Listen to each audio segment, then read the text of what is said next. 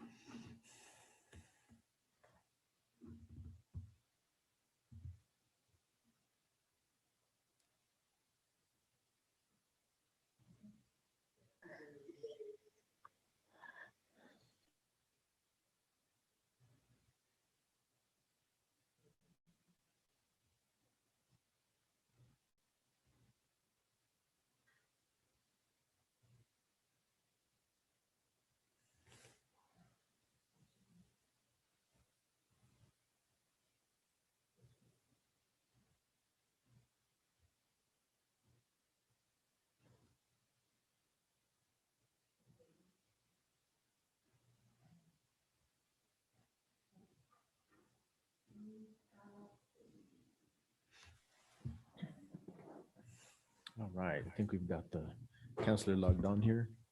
I'm getting a repeat. Yeah, I'm hearing background.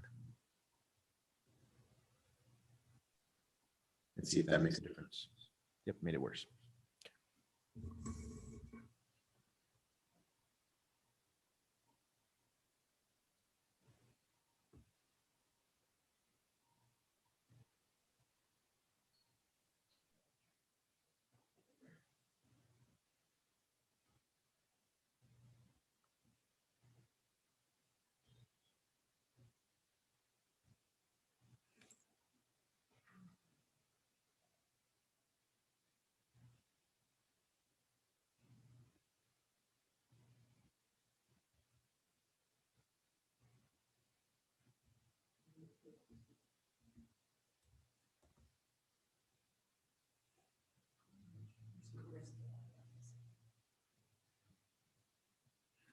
I don't know how to get the speaker on this guy here. Trying. There you go.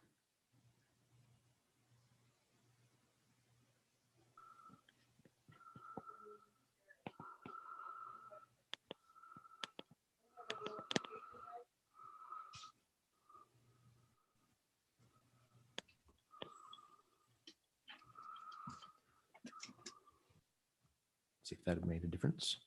All right. I think we're golden. All right.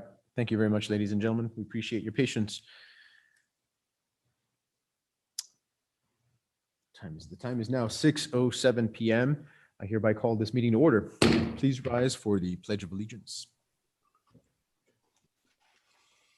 I pledge allegiance Allegiance to the flag of the of the United States of America and to the republic for which it stands, one nation, under God, under God, indivisible, indivisible, liberty with liberty and and justice for all. please remain standing, and Councillor Manny Martinez, if you could please lead us in an invocation. Thank you, Mayor.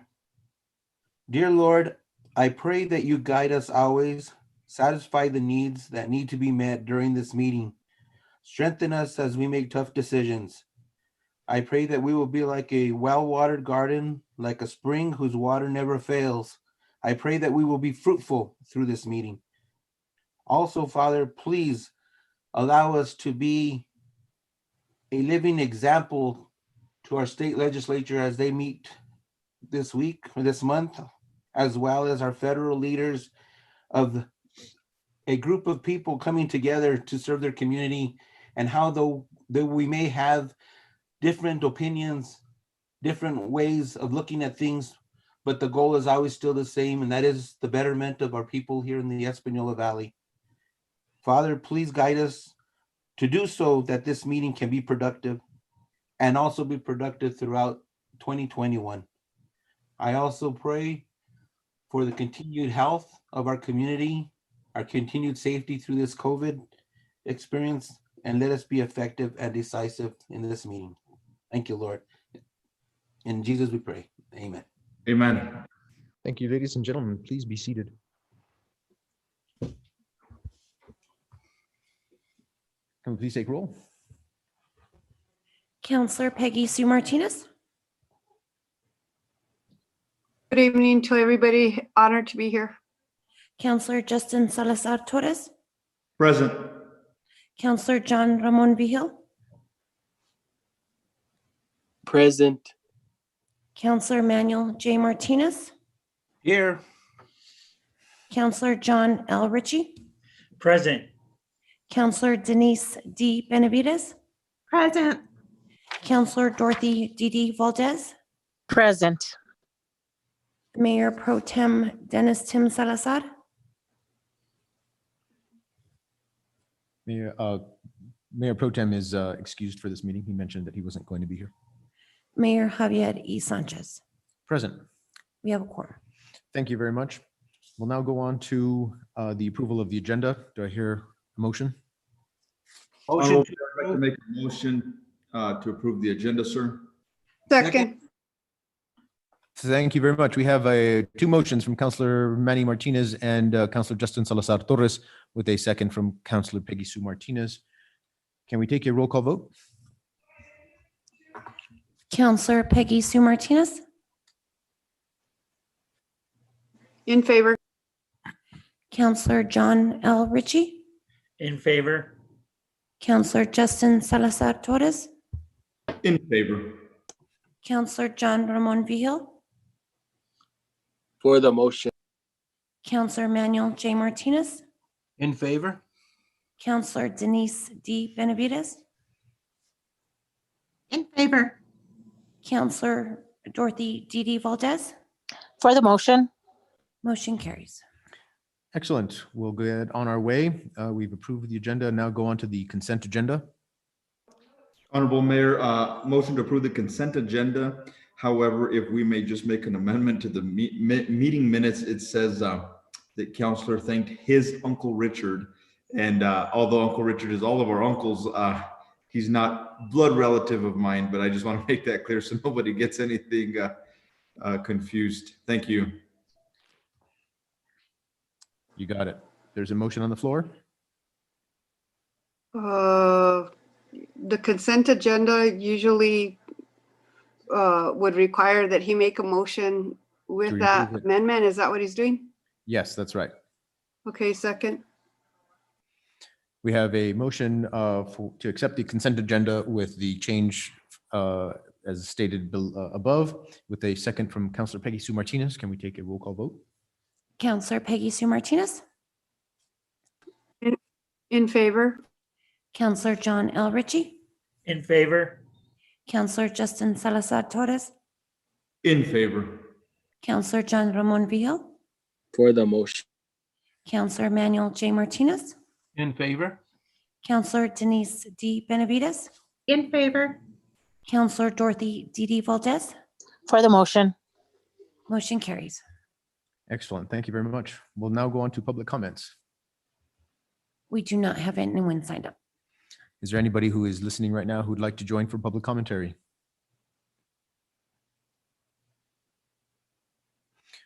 Seeing none, we'll go right on to councilor comments and announcements. And just as a reminder, we have quite a full agenda today, so please keep that in mind as we continue throughout the agenda. Do we have anything from any councilors?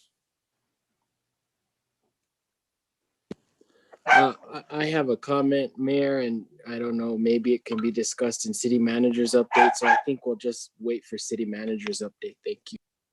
Okay, thank you, sir. Anybody else? Councilor Manny Martinez, go ahead. Thank you, Mayor. Just a quick small update on the Community Services Committee. We did discuss, we of course don't have any events coming up anytime soon, so that's not an issue that's going through Community Services, but we did discuss several items that were brought up by Councilor Martinez and Councilor Valdez about some stuff that we might be able to do for the youth coming up this coming year, maybe even into the summer, as far as games and activities that we can possibly have as restrictions start to relax a little bit with COVID in the parks. Some great ideas were brought up by Councilor Martinez on that issue. And also Councilor Valdez had suggested a essay writing contest with prizes for the youth. And the library is actually going to be spearheading that as well.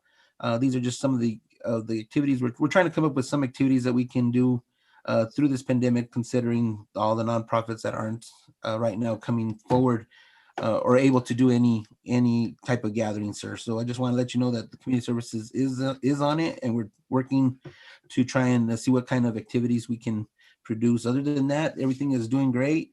Mr. Frost is doing a fantastic job, and his staff, they're doing really good, and I'm very proud about all the stuff that they're doing. I urge everybody, if you haven't looked at the menu that the Beatrice Center is putting out, I have heard nothing but good news about the food. So I would suggest everybody at least give it a try one of these days. Stop by, have some lunch, or pick up lunch, I should say. And again, I just want to thank the staff and everyone from Community Services and Mr. Frosser. Thank you. Thank you, sir. Any other, Councilor Justin Salazar Torres, please go ahead. Thank you, Mayor. No committee updates for public safety. However, after today's announcement from our governor, I do want to wish, I'm not sure what our local school board is going to do, but wish all the students in the state and educators well, and our thoughts and prayers are with them as we proceed forward. Thank you, sir. All right, very good. Seeing no further councilor comments or questions, we'll move right along to matters from the mayor. Currently, there are none. We'll just move right along to matters from the city manager. I believe we have Mr. Javier Martinez. Go ahead. Good evening, Honorable Mayor, members of the governing body. Before you on the packet material, there's a list of projects that we're looking forward to having done, completed, or getting started now for this 2021 year. I just want to give a little quick update on where we are on some of those items. So we have a Bixby Electric coordinated start fixing the lights along Riverside from Upper San Pedro to Lower San Pedro. I know we have quite a few lights out there. So they're going to be starting to fix those lights, replacing with LED. I know they've been coordinating with the NMDOT to get the traffic control plan finalized on that.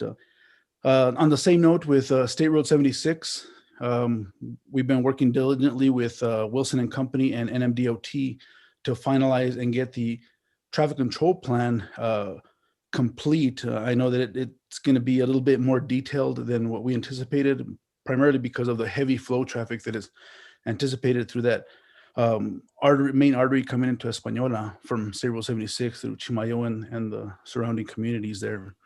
It's going to be a little bit more extensive than we previously thought to encompass possibly a 24-hour escort vehicle through the construction area to make sure that traffic is flowing at as best as possible. Another updated with Valdez Park, if any of you have a chance to go down and look, We've done some major improvements. Thank you to Mr. Jeff Sargent, Mr. Scott Frost on those efforts. Now the park is 100% accessible east to west, north to south via ADA. So there's sidewalks that can be approached through Railroad Avenue all the way to Lucero Center. Same thing from Vietnam Veterans Memorial all the way up to Lucero Center. So that's a good thing. The lighting has increased substantially. I know that Mr. Jeff Sargent put out a notice saying that 85% of the lighting had been complete. He did send a video of to the mayor and I, and it's pretty well lit up. So if you get a chance to go there after dark, swing by Valdez Park, and you can see the improvements of the lighting. The next thing I'd like to add is that we have a new marquee across from Dandy Burger, replacing the old one that had a lot of bulbs burnt out. It was pretty old. It was too expensive to fix it. It just seemed logical, and the best way is just to replace it. So right now we're in the process of programming it and bringing power to it. So also our capital outlay packages have been submitted to the legislature. We are coordinating to meet with our representatives at the latter part of this week to go into detail or answer any questions they might have on the requests that we are submitting. Another major project that's going to be starting here pretty soon is the nitrate filtration system at well number 7 off Ranchitos Park. As all of you know, this project has been in the works for the last 24 months. So we're looking at the system to be delivered this next month coming up, and being started at the beginning part of the spring.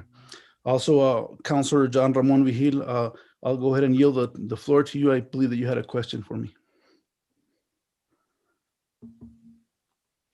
Javier, I'll just wait till you complete. Okay. So in light of the heavy agenda, that's pretty much the main updates that I have. I stand to any questions now. Okay, I just actually, I wanted to bring up a comment. I am happy that we are working on trying to clean up yards throughout the city and try to clean up properties.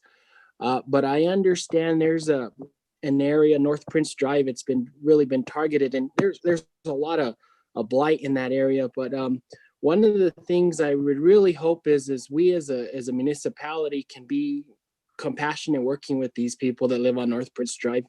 A lot of the people on North Prince Drive don't have access to the same city infrastructure that the rest of the city does. These people are on septic tanks. I know that we've been talking about trying to get some lighting down there for quite some time, for at least a year now.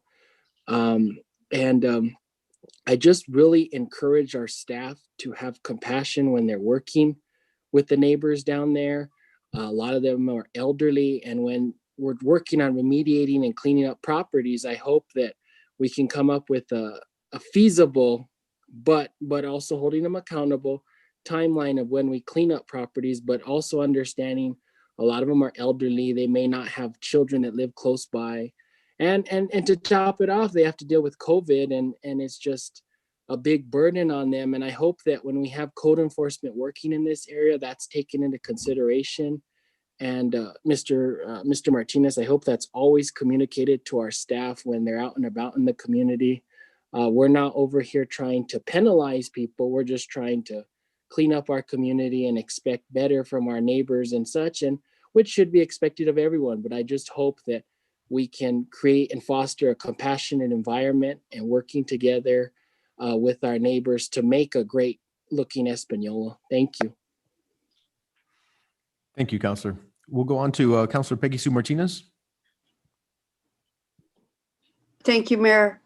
I'm just curious, Mr. Martinez, concerning the Calle Miramontes payment and where we're at with that, because it doesn't seem to be on this list. So I'm just curious what's going on with that, and what phase are we on, and where is it at right now, and where is it at moving forward? Yes, Honorable Mayor, members of the governing body, Councilor Peggy Sue Martinez. So I'll give a quick update on the situation and where the status are where the Camino Miramontes. So we actually had a meeting yesterday with Sauter Miller and Associates to see where we are in the planning stage of that. So right now we're still at the 30%. We've seemed to hit a roadblock, if you will, with the planning on the drainage. So I guess what was Sauter Miller's plan was to coordinate and set drainage off through Okewenge property onto the Rio Grande. But we got notified by Okewenge that they were not going to allow any drainage of any sort from city streets onto their property. So we're trying to figure out a plan B, if you will. So we're looking at possibly different options, either purchasing property at the adjacent areas to allow drainage and collection of water in that area, or redirecting and pumping water up towards the east up to Riverside Drive. So that's where we're at right now. And I'll yield the floor to Mr. Richard Hubler if he has anything to add to that. But that's pretty much where we're at, Councilor Peggy Sue Martinez. Thank you, Mr. Martinez. I don't have anything to add, but I'd be happy to answer any questions that people have. Since I have Mr. Hubler, Calle Miramontes is going to definitely be affected by the development on Riverside Drive. So just making sure that we communicate well with all the neighbors in that neighborhood. I mean, it's only one street. It's probably 20, 25 houses. So I think it's really important that the city of Espanola make sure that each and every one of those houses receives an opportunity to voice their concerns with any development that's happening there. Okay, thank you. Thank you very much, Councilor. I think we're going back to Councilor John Ramon Vigil. Yes, actually, Mr. Hubler, I also wanted to bring up and Mr. Martinez and Mr. Sargent. We've talked about this in the past and it completely flew over my head now as I spoke earlier. I really hope we can come up with a plan for cleaning up the brush and debris that's on the north side of the Prince Ranch. It's been a quite significant issue for the residents there that live on the north side of the ranch. And on the south side, we have a consistent overpopulation of prairie dogs that have just created a big nuisance for the residents in that area. So just encouraging, going back to what I was talking about and trying to be compassionate. These individuals have been affected a lot here in our city. I think they get the short end of the stick, and I think it's really important that we work together with them and we be a good neighbor ourselves and trying to make sure that Prince Ranch is cleaned up too. All right, thank you very much, Councilor. Do we have any other councilor comments or questions? Councilor Manny Martinez, and then we'll go to Councilor Justin Salazar Torres. Thank you, sir. City Manager, I know you stated that we're waiting for New Mexico or for NMDOT for the revised traffic control plan before we can continue with the wastewater expansion on 76. Do we have any type of a time frame on that, or we're just at their disposal of when they bring it to us, sir? Honorable Mayor, members of the governing body, Councilor Manny Martinez. So we did have a meeting also with, Wilson and Company and NMDOT at the beginning of this week as well, I believe yesterday. So they haven't been given us a significant or a solid starting date, but we are moving forward to it closely approaching. I believe that the issue that came up when the water expansion project further east that happened the latter part of this year, they found some issues with how they were going to control traffic. So that was a very small project in comparison to the wastewater project that we're going to do. So I think that they took some notes from that to make sure that all the T's and all the I's are dotted, if you will, moving forward on this project. So that's why they're being very diligent in regards before releasing the traffic control plan from NMDOT. But we are having updates on a weekly basis, either from Wilson and Company or from NMDOT. So for sure, one of the items that was mentioned that we need to be diligent on our end to advertise and make sure that we inform the public of the inconvenience it's going to cause for the traffic going east to westbound, to make sure that we have a proper detour marked for all traffic coming in and leaving Española through 76. Thank you, sir. Just a couple of follow-up questions. On that same note, I have already had some residences that are interested in connecting to this to the pipe once it's connected. Would you suggest that they start that paperwork with the city now, or wait till the construction is in place, sir?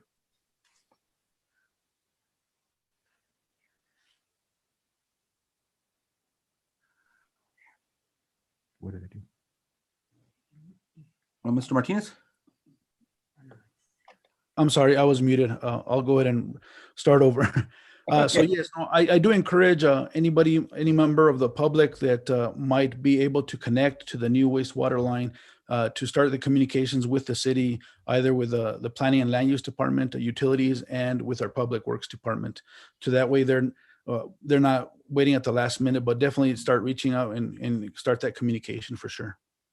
Okay, thank you. I will forward that information to them. On a different note, back to roads, I know that there wasn't listing as far as patchwork or resurfacing of some of the streets. Is that it? Are there any plans for that in this upcoming year?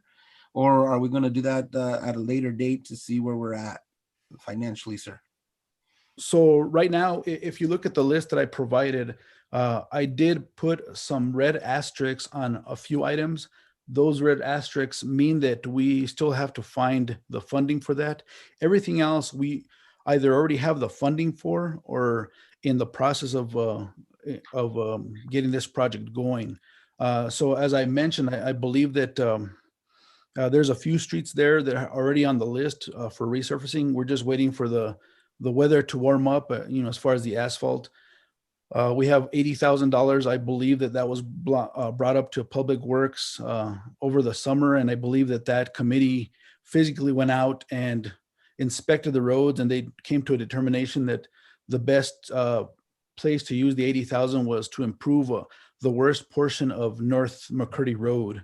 I'm not too sure exactly where that portion is at exactly. I believe that Mr. Trujillo, Stephen Trujillo, might answer that question, but also there's a few other streets that we're looking to progress on. But that list right now is the list that we are looking to complete for 2021. Thank you, sir. Very good. Thank you. Councilor Justin Salazar Torres. Thank you, Mayor. And I missed that last part regarding North McCurdy Road. Mr. City Manager, if you can just repeat that. I'm sorry about that. Well, of course, Councilor Justin Salazar Torres, as I had mentioned on that list, we did have some funding, I believe, for $60,000 with a $20,000 matching from the city, a total of $80,000. And I believe the Public Works Committee did a tour of city streets, I believe, over the summer to determine where the best use of this $80,000 was to do some patchwork. And I believe the consensus was to focus on a portion of North McCurdy Road. I'm not too sure exactly where, but if Mr. Stephen Trujillo would enlighten us and give us a little bit of an update in regards to that specific funding. Great. And if I can just chime in real quick, because one more question to that is if our streets department has any excess of any base course or et cetera. So that's a question to be answered as well. Good evening, Honorable Mayor, members of the governing body, Councilor Justin Salazar Torres. So the section of North McCurdy that we went to see, it's not going to be the entire road. I don't know if you know from actually Valley Estates headed north, how those rough patches starting by Calle Sin Nombre. So what it's going to be is sections cut out, 20, 30-foot sections that are really bad and go all the way out to come out on to Eliano Road. Because we wish we could do all of North McCurdy, but that funding ain't really going to be nearly enough to do everything. So that was the worst road when we went out with the councilors driving around, and we all agreed that would be the best area to start with to fix. It's just for the meantime, and then obviously get more funding to do the entire roadway. And your question about base course, sorry, I'm not sure what you're asking. So I guess regarding base course, so again, this is probably a sore topic to bring up as always, but I'm looking for any excess base course so I can pick up and encourage my fellow counselor within District 4 and other counselors throughout the city to join me, because one of my goals since early December, however, the weather permitting, and with all the moisture we've been getting per se, is Godfrey Lane. One of my goals is to go out there personally, whether it be with my own trailer, my own 2 hands and a shovel, or whatever we can do to go ahead and help Godfrey Lane out in getting some of those craters filled up. So I'm wondering if us as a city have any excess base course that's not in use right now, anything of sort. If not, we'll figure something out. But I just wanted to see what we have. Yeah, as of right now, we do not have any excess base course. I know at the water department, we have from road work and millings, and we have field dirt that we need to take, but we were going to transport that to Santa Fe so they could crush it up and then to be able to reuse it, but we would have to pay for that. And also, just for the record though, the reason why the city hasn't gone out there is because Godfrey is a private road, and Mr. Hubler can touch on that too, because it has been brought up and it is on our radar. But unfortunately, so everyone down that street would have to get together, come together, is what I've seen in most cases, and everybody pitches in a little bit, and then they could have a paving company or somebody come out and spread the base course or millings or something of that sort. Correct, and that's why I bring it up, because I do understand that it's a private road and whatnot, and I guess our hands are tied as a city, but that's where I guess that's why we get elected, right? And that's what we're here for, to go out there, and if we got to get our hands dirty, we will. So that's why I wanted to see what we had as a city, if we had any excess of any materials to get out there. But for the record, I do want to let Godfrey Lane know that they're on my radar, and weather permitting, we will be out there to help them out just a little bit. Thank you, Mr. Trio. Mr. Martinez, thank you. Councilor John Ritchie. Yes. Thank you, Mayor. City Manager, I know you didn't finish your list. We have an extensive list ourselves, but the 2 concerns that Councilor Vigil had, they were on your list of cleaning up Prince Ranch and lighting on North Prince.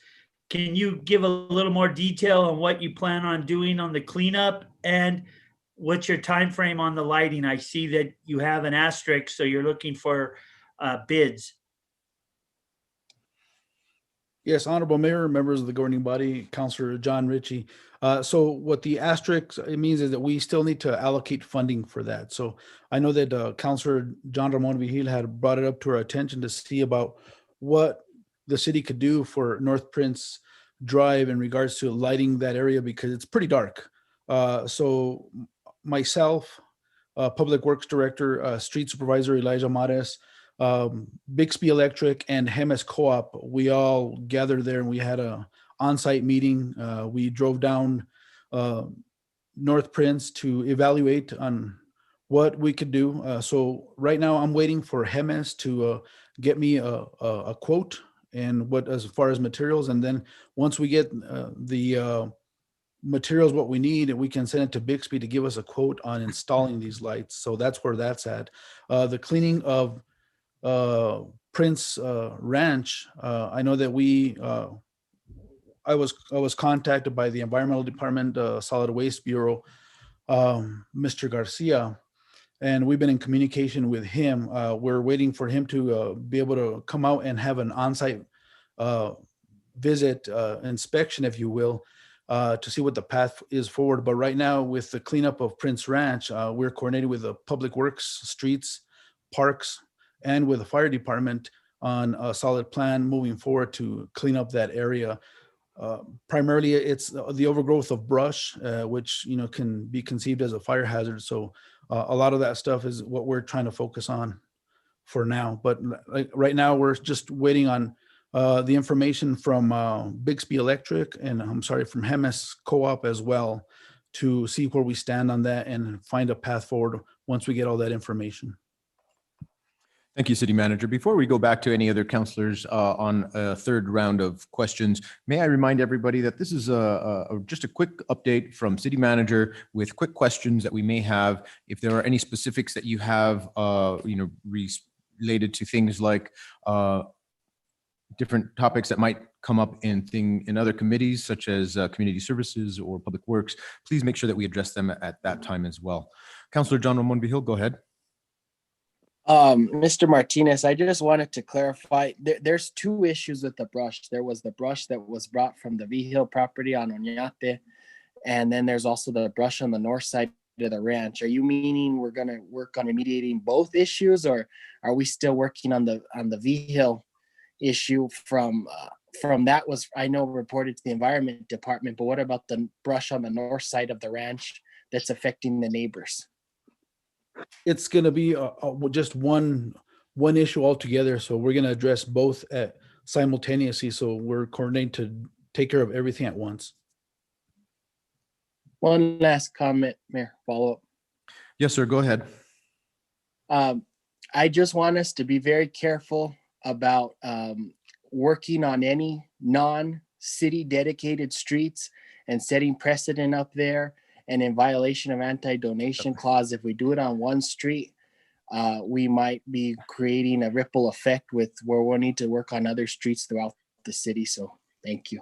Councilor, just so that we don't go into debate at this time, that's why I really would like for people to keep our comments to just comments and brief questions. If we have anything that we need to ask of the city manager, he's available pretty much 24/7, so we can reach him before the meeting as well. Councilor Justin Salazar Torres, go ahead. Thank you, Mayor. City Manager, Mr. Martinez, regarding COVID vaccine locations here within the city, what locations are there, just for the listening public, because we've had a high increase in the 87532 zip code, and I do understand that there's a constituent within my district that is really fighting to get more locations opened up here just because of the high increase. I'd like to see if that's had any traction and see where we're at with that. Yes, Honorable Mayor, members of the governing body, councilors, Justin Salazar Torres. So there are a few sites available for vaccines, but if I may, I will yield the floor to our emergency manager, Mr. Jeff Sargent.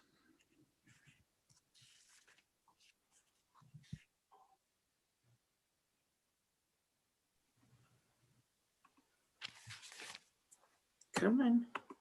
Good evening, Honorable Mayor. I'm going to have to turn my camera around. Hold on. Seems like I'm upside down. Let's see. Come on. I'll just turn off the video. Can you please repeat the question real quick? Absolutely, Mr. Sargent. My question is, what COVID vaccine locations do we have within our city? I know that we only had a few, or if only one location regarding the vaccines. I had a constituent that was fighting diligently with the governor's office to increase locations to be administered for the vaccine within the 87532 location, being that the numbers were increased. Wondering, just because we are on Cadice, and so our constituents can know if there's anything else available to them. So we do have a new COVID vaccine dashboard that has a map that shows all of the locations within the city limits. Those are currently Walmart, Walgreens, Northern New Mexico Community College, Presbyterian Hospital, El Centro, which is on Bond Street, and the Rio Arriba Health Commons up on the top of Industrial Park Road. Thank you, Mr. Sargent. Just because not very many people have access to internet, so I just wanted to make sure that everybody heard where they're at. Thank you. Yes, Counselor, and I was on the radio on Friday morning, and I did relay the information regarding those sites. So we have been giving that information out, along with information regarding our want and trying to work with the Department of Health and the Public Health Office regional manager for the northeast section of the state to try and focus us as a city being a call center for frequently asked questions and possible help in getting people registered for the vaccine, because I know we have that specific issue with people that cannot get on the internet or have a smartphone to do the registration. Great, thank you. Thank you, Mayor. Thank you, Counselor. All right, thank you very much, counselors. We'll now move on to business with visitors.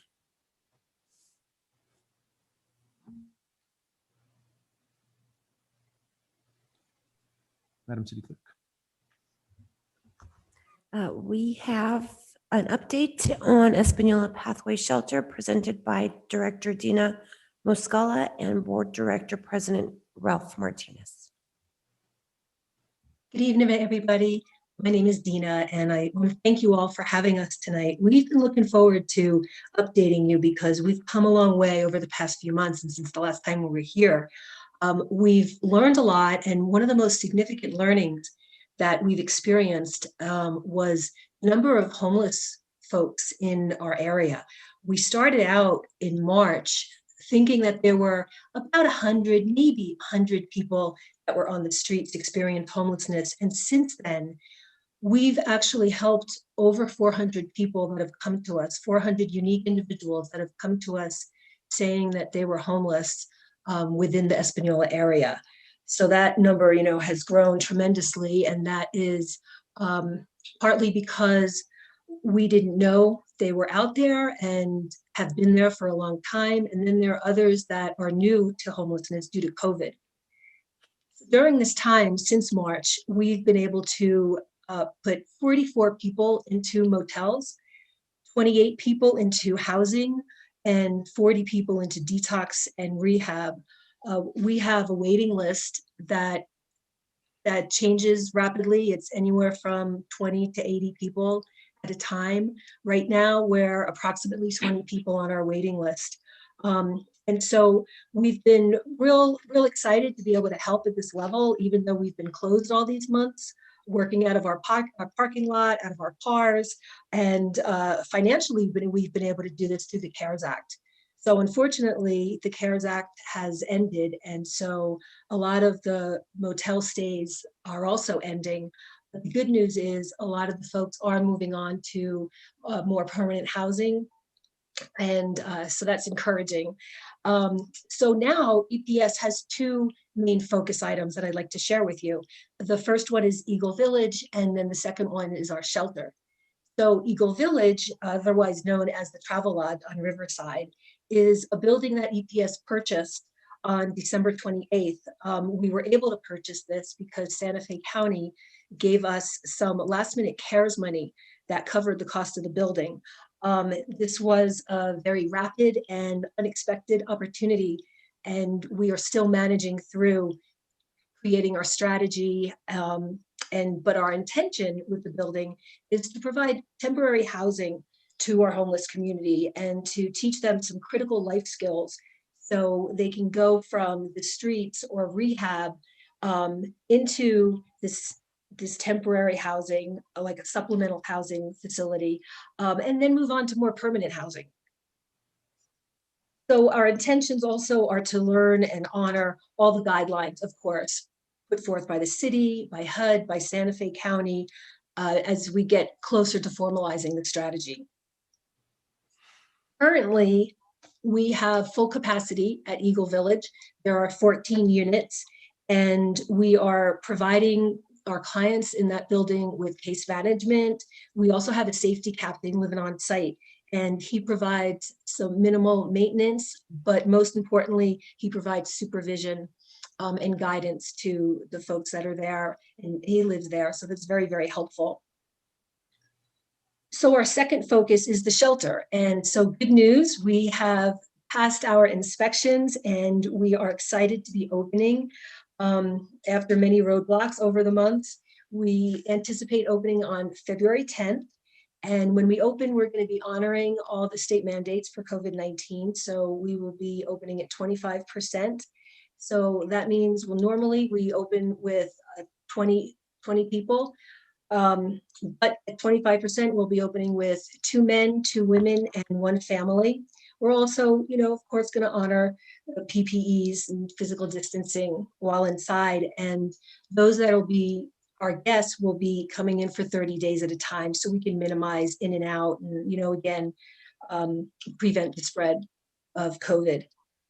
And so that is our update. And I wanted to see if anybody had any questions for us or if Ralph wanted to add anything. But first, I just want to put out a big thank you to everybody, because all of your support has been tremendous, and that's been such a great help to us along the way. Thank you so much, Dina. Mr. Martinez, did you want to say anything? Yes, city councilors, Mr. Mayor, and everybody else that's tuned in tonight. Thank you for having us. And Dina has covered a lot of the statistics that we've been able to gain from the time that we started early last year up until now. And like she said, we've faced many different hurdles throughout this year that we've been able to jump gracefully through the support of different entities, city and county and Santa Fe County, and the public has been one of our biggest supporters in being able to cross the hurdles that we've been faced with.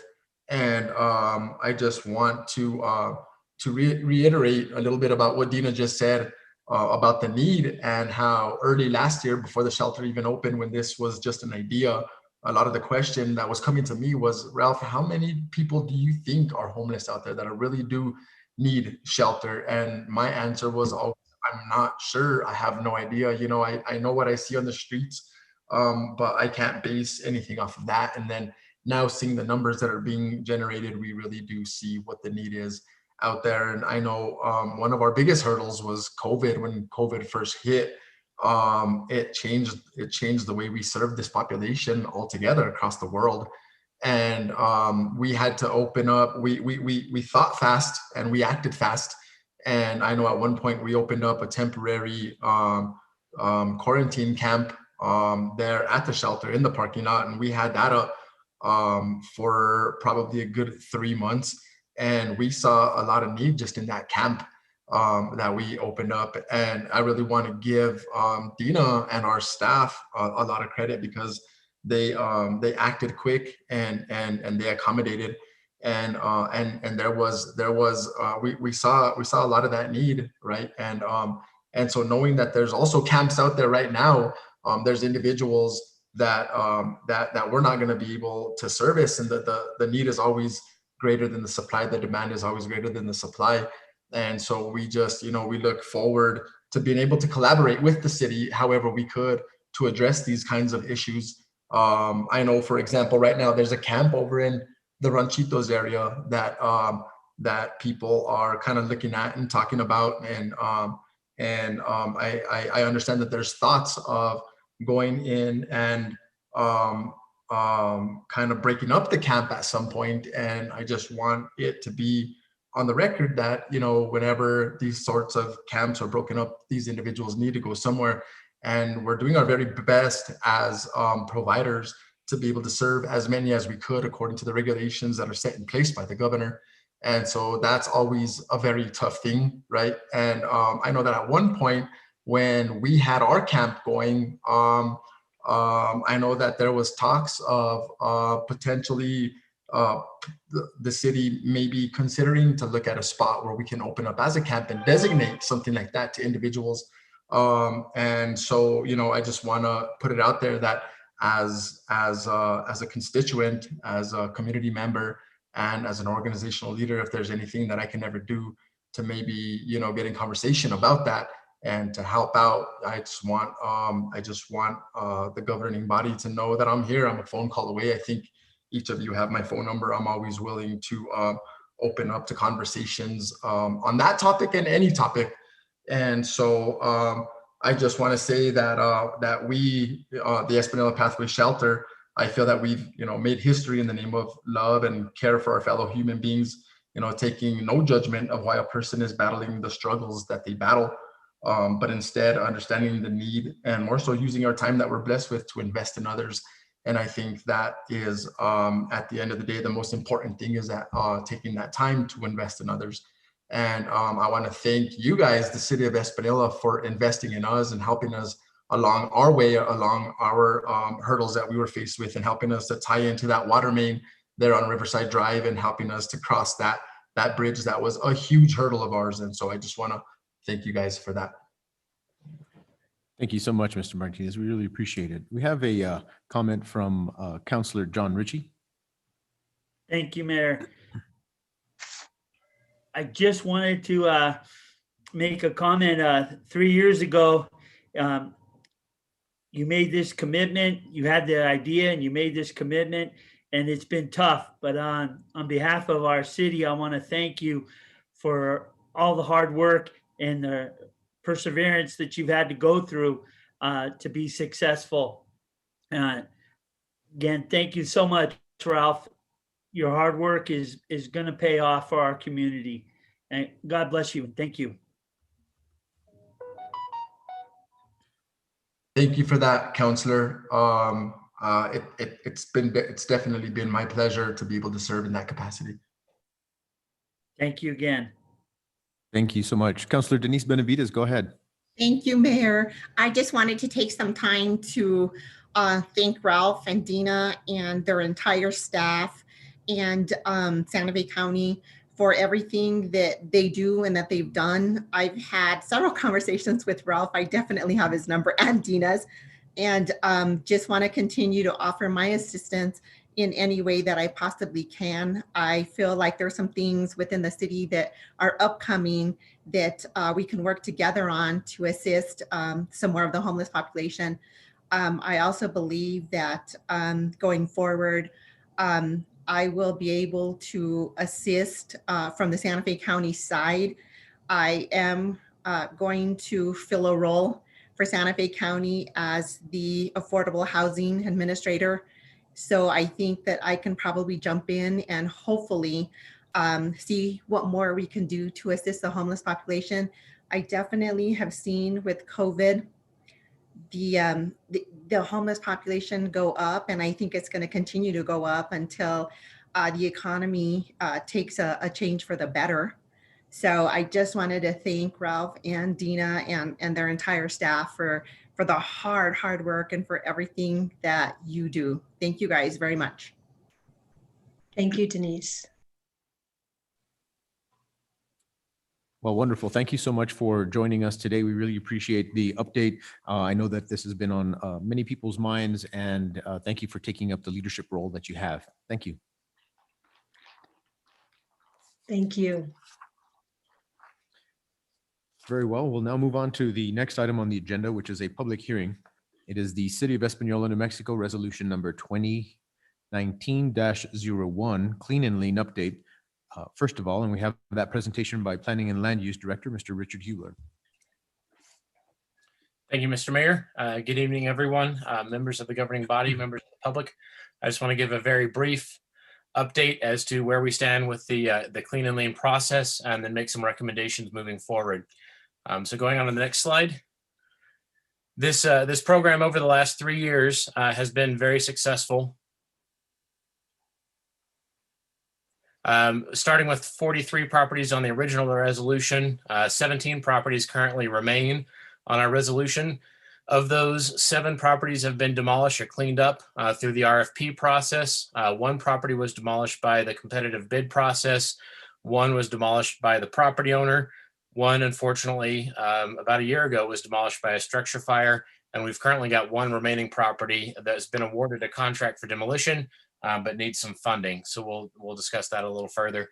So I'm just going to quickly go through next slide, kind of an update as to how these properties appeared last week. So this was Monterey Lane. It was one of our initial demolitions about a year ago, obviously clean and vacant. Next slide. 2227 North McCurdy, also in a similar clean and vacant state. Next slide. 1015 West Bond Street has been cleaned up. It was actually cleaned up a second time. It's remained clean and vacant for the past while and is considered stable at this point. Next slide. Similar situation on Fairview Lane. It was one of our original cleanups and is currently vacant. Next slide. 1008 Cuyahoga Hill, similar status. Next slide.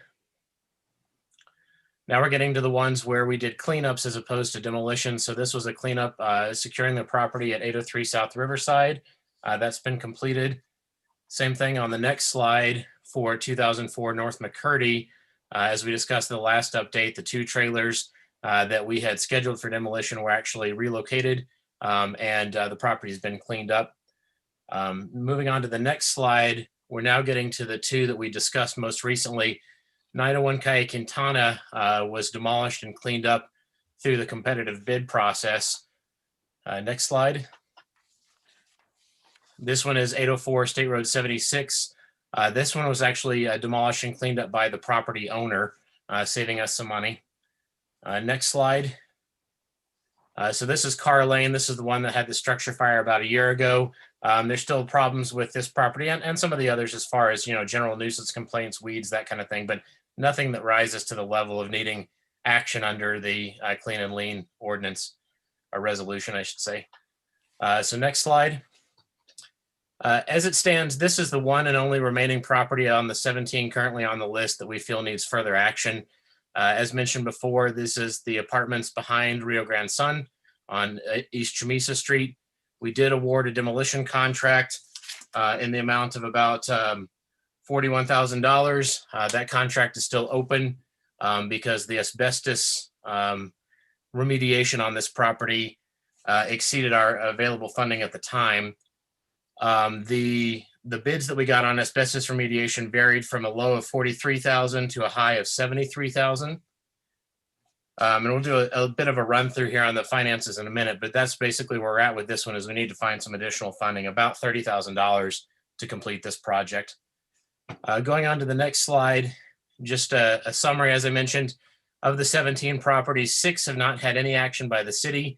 So we'll just kind of go through these real quick. Old Hospital Road, Calle Lopez, East Pueblo, North Riverside, South Coronado, another one on North Riverside, and Carr Lane. So we can move on to the next slide. And these slides are available in the deck and on the web for anybody looking to get more details. But these are all kind of in a stable condition. This one has been secured, is waiting on a tax sale. I've had several folks that are interested in purchasing the property. The state has held off on, or the county, I should say, in partnership with the state, has held off on the tax sale because of COVID. But as soon as that one goes up, it currently has about 8 to 10 years of back taxes owed. I know there's several folks that are be interested in purchasing that and redeveloping it. Moving on to the next slide. This one on Calle Lopez actually has a new owner, family member that's working through the process to probate the property and renovate it. And then the next slide. Off of East Pueblo, as was mentioned at the last update, this one was recently sold and is currently undergoing renovation by the new owner. I actually chatted briefly with his worker when I was out on Friday. They've repaired the roof. They've put in all new windows. This one is going to have a occupant in it in the very near future. So certainly nothing that we need to act on as a city. Moving to the next slide. This one on North Riverside is secure. It's a stable condition. It's still a vacant commercial structure, but it's certainly not the only one. And there's nothing in our mind that feels that it needs to see imminent demolition or cleanup action by the city. And that's basically the same condition with the next couple as well. On South Coronado, we've had a couple folks express interest about redeveloping those properties. Hasn't happened yet, but the property owner has recently resecured the property. So again, it's in a stable condition. It's vacant, but it's definitely not the only one. And, we don't feel that it needs imminent action by the city. And then last property on our list is the one on North Riverside, the 2119 North Riverside. Again, it's secured. It's not in the best of shape, but it's certainly not alone in that regard. We don't feel that it needs imminent action by the city. So moving to the conclusion, as I mentioned before, the remaining properties on our list are in stable condition. We're not recommending any demolition on any of the remaining 6 properties with the exception of that one on East Chamisa. talking briefly about the funds, we've basically spent up the majority of the funds we had allocated for this project. All those funds that have been expended on properties have either been liened or in the process of getting liened. So we will be getting that money back at some point in the future. As it stands now, we've currently got about $55,000 that's not been allocated. A portion of that $41,000, of course, will need to be allocated for the demolition contract I should say it's been allocated but not encumbered. Will need to be encumbered for the demolition contract for Earth Tech approved by this body to demolish the 501 East Chamisa.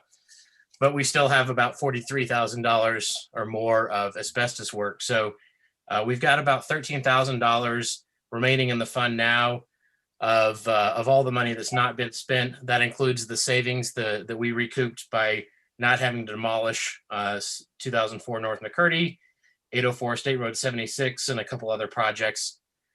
So we have about $30,000 that we're short at this point. Discussing this whole project with our city attorneys, we feel based on the kind of status as it is, that the best option would be to kind of close out this resolution. In other words, to stop our kind of process we've been following over the past year and a half to continue it to a future date. And instead bring back, as we move forward, as we get funding, bring back resolutions under the same clean and lean statute for particular individual properties with estimates on the demolition and where the funding would come from. So we could do that initially with the 506 East Chamisa. Like I said, that one's still on our radar. We've got a demolition contract that's been awarded. We've talked with the property owner. He was under the impression it had already been torn down, but we're going to move on that one next as soon as we can allocate the additional $30,000. So again, my recommendation tonight would be to not continue the resolution, and then we will bring back a new resolution on a property by property individual basis as we feel ready to move forward on any properties in the city. That completes my update, and I'm happy to answer any questions. Thank you very much, Mr. Hubler. We have a question from Councilor Justin Salazar Torres. Thank you, Mayor. Would you recommend a motion now, or shall we go through the public hearing first prior to a motion regarding resolution 2019-01? So this was the update. The next item on the agenda is the actual resolution itself. So we'll have to reopen that hearing as we've done in the past. And then instead of continuing it to a future date, my recommendation at this point would be that we just open that hearing, allow anybody that wants to speak, and then, basically close that hearing and end that resolution and do not continue it to another date. Sounds good. I will yield until the end of the public hearing. Thank you. Do you have any other questions for Director Richard Hubler? All right, very good. Seeing none, we can always ask them at the end of the hearing. So why don't we go ahead and proceed? I'll read the hearing and then open it up to any guests who would like to speak in favor or against. The City of Espanola, New Mexico, Resolution Number 2019-01, a resolution requiring the prompt removal of ruined, damaged, and dilapidated structures, materials, debris, and abandoned vehicles to abate a menace to the public comfort, health, safety, and welfare at the following locations: 506 East Chamisa Street, Apartments 1 through 4, 803 South Riverside Drive, 312 Carr Lane, 750 North Monterey Lane, 1015 West Bond Street, 1008 Guayabí Hill, 901 Calle Quintana, 601 Old Hospital Road, 906 East Pueblo Street, 718 and 800A Fairview Lane, 117 South Coronado Avenue, Apartments 1 through 6, 101 North Riverside Drive, 804 A and B State Road 76, 2227 A and B North McCurdy Road, 1003 A and B Calle Lopez, 2119 A and B North Riverside Drive, 2004 North McCurdy Road, Espanola, New Mexico, 87532 in the city of Espanola, Santa Fe, and or Rio Arriba counties, New Mexico, known as the counties, as the properties, requiring the owner or owners of the properties to promptly commence and complete the removal from the properties of all ruined, damaged, and dilapidated structures, materials, debris, and abandoned vehicles, including but not limited to structures, abandoned motor vehicles, manufactured or mobile residential, commercial structures, travel trailers, weeds, dead tree limbs, rubbish, and other debris, provided that an owner, occupant, or agent in charge of any individual property may file written objections to this resolution, seeking a hearing before the governing body of the city of Espanola authorizing the administration of the city of Espanola to cause removal of the ruined, damaged, and dilapidated structures, materials, debris, and abandoned vehicles of owners of an individual property do not timely undertake such removal, and providing that the governing body of the city of Espanola, the city council, authorizes the city administrator to take actions it deems necessary or convenient to liened individual properties, pursue foreclosure of the property by any available legal remedy so as to recover its costs and expenses incurred in cleaning the property. I hereby open the meeting. It is now 7:08 p. I hereby open the hearing. It is 7:08 p.m. Do we have anyone out in the public who would like to speak either in favor or against this resolution?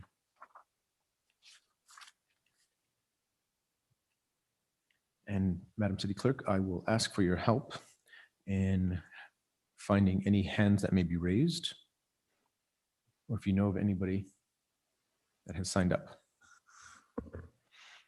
We do not have anyone signed up nor any hands raised at this time.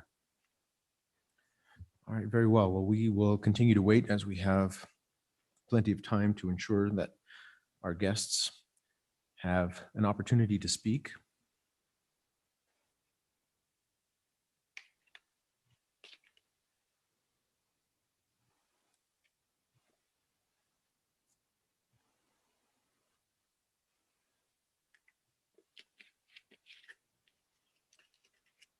All right, well, seeing that no one has joined the call and that no hands are raised, we will go ahead and close this hearing. It is now 7:09 p.m.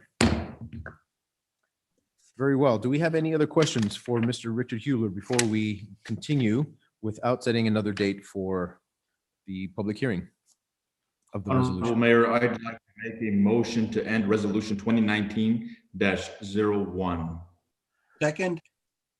We have a motion and a second. For the sake of discussion, I don't know that we really need a motion to end this public hearing. All we're going to do is let it persist, and we just continue in that fashion. Isn't that the way that you'd like things to proceed, Director Hubler? So, Mr. Mayor, I believe the motion was to end the resolution, which I think is adequate and certainly indicates the desire of the body, the governing body, to end this particular case. So, Okay, so my apologies. Perhaps I didn't understand. Director Hubler, could you answer the question for me? When we close this hearing, does that mean that all of the buildings that we have on this clean and lean are no longer held by its statute? Yes.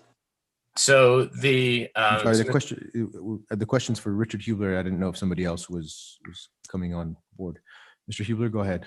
Yeah, so this resolution allows us to take action on these properties. My analysis is that the city has taken the appropriate action. My department is certainly not recommending any further action other than that at 506 East Chamisa, which, as I indicated, already has a demolition contract awarded. So when we come up with the $30,000, we'll be back before this body to award the asbestos abatement contract.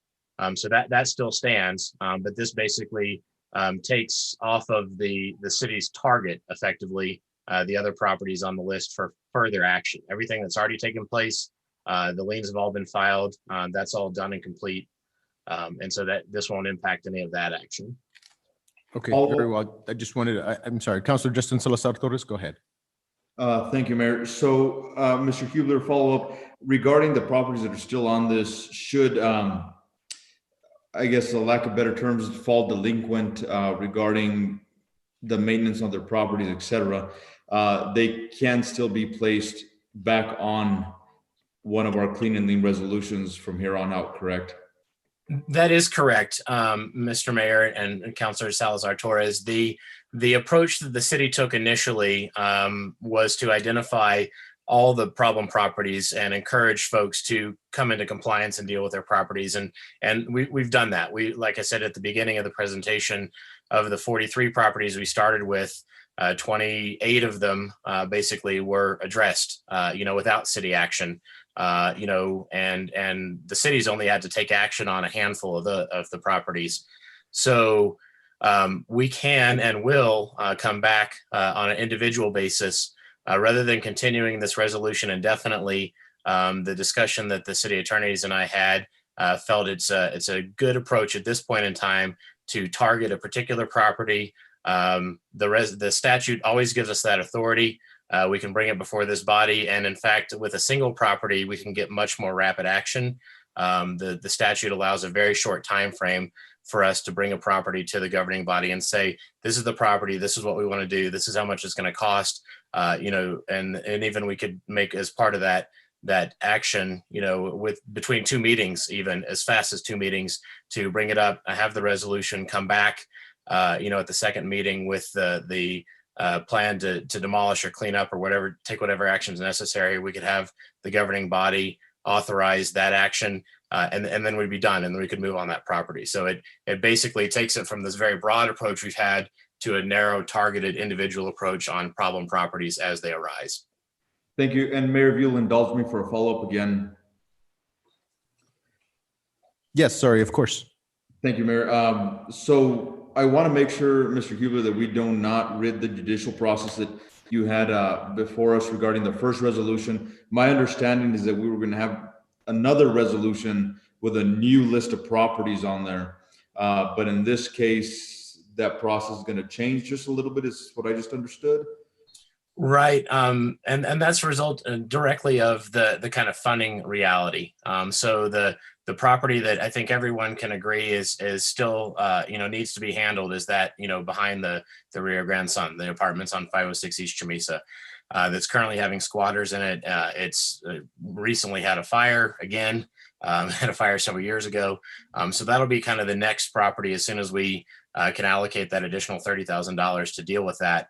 And then moving forward from there, we would bring properties forward as we had the funding to deal with them. That's the approach that we're looking to take now. All right. And I guess just for an opinion, I kind of don't want to rid the other counselors or the governing body itself of the process of having other properties come before them. I think this was a great process that we had. We had various different types of folks on different sides of the aisle. I see that you're taking an approach now with a one-on-one per properties, but I think this gave us more of a transparent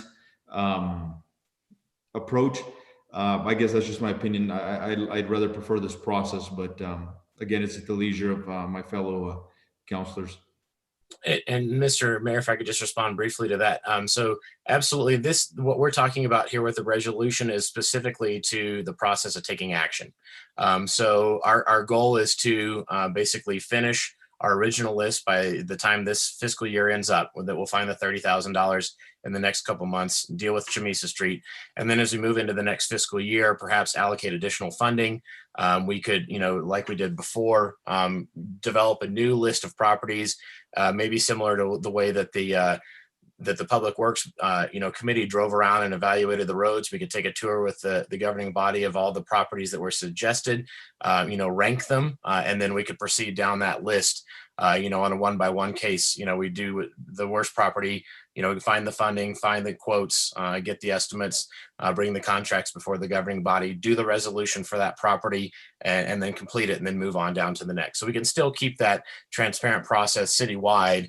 It's just the actual legal aspect of taking action on each property will be much more targeted, because that's where the resolution really comes in. That's what we have to do in order to be able to clean and lien this property, is we have to follow the statute through the resolution. All righty, I'm a little bit confused, but I'll wait. I think there's other counselors that may have comments and questions. Thank you. Thank you, Counselor. We'll next go to Counselor Peggy Sue Martinez.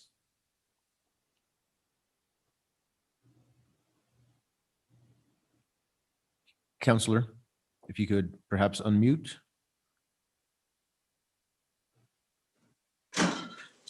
Sorry, I'm having a hard time connecting. Anyhow, first of all, I want to congratulate the governing body on their vision for having the gumption to move forward with this clean and lean process, and having the gumption to stick to it. And with that said, I'll tell you that, I have a lot of concern about that property. that was last mentioned behind the Rio Grande Sun. As I have other concerns about this process and how it's panned out. Originally, the vision that the governing body had was that we would provide a tool and a mechanism to get properties cleaned. We never intended the clean and lean process to be a demolition derby. We never intended that. You know, I know that we've thrown a couple of houses that were adobe, and that hurts my heart to the core of who I am, because those homes are part of our culture. They're part of our community, and I really believe that those homes could have possibly been saved had we handled it a little bit differently. So my concern right now is that if you were on the list and the city moved in on you as one of the first properties on there, and we sort of held back because of the costs on the property of the Rio Grande Sun, then how fair is it to those people that either lost their property or got their property liened or got their places demolished or whatever, that this piece still stands exactly as it was on the day that we first cleaned and liened it? To me, we're not done. This is not a done deal. That property, if that's the only one left, then we need to continue the resolution, and we need to continue to stay the course and do whatever we can to remediate the asbestos or whatever else needs to be remediated in that building. And I'm not even sure if it needs to be demolished. I mean, we haven't seen any engineering reports on that situation whatsoever. So I just really feel like the process worked, but we still have work to do. And one of the properties that's still in the resolution is one of the major properties here on the west side that needs to be handled. And I would ask that we consider moving forward with it, even if we don't listen to it anytime in the very, very near future, allowing P&Z to do what they do and allowing the process to continue to happen. But definitely, I would like for this to come back and get an update and see where we're at and see if we can do something about cleaning this property up. Thank you, sir. Thank you, Councillor. We'll go back to Councillor Justin Salazar Torres.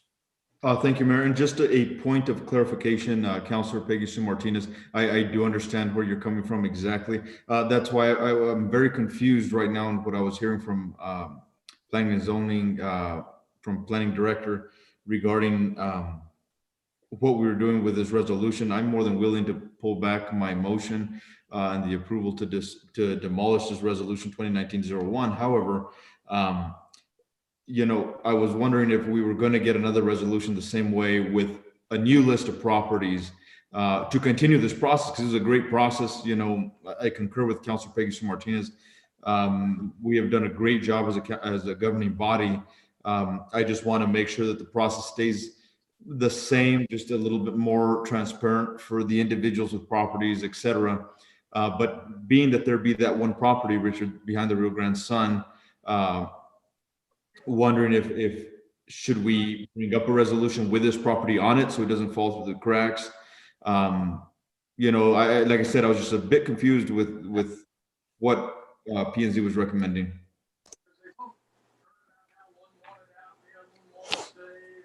Thank you, Councillor. Mr. Hubler, did you wish to respond?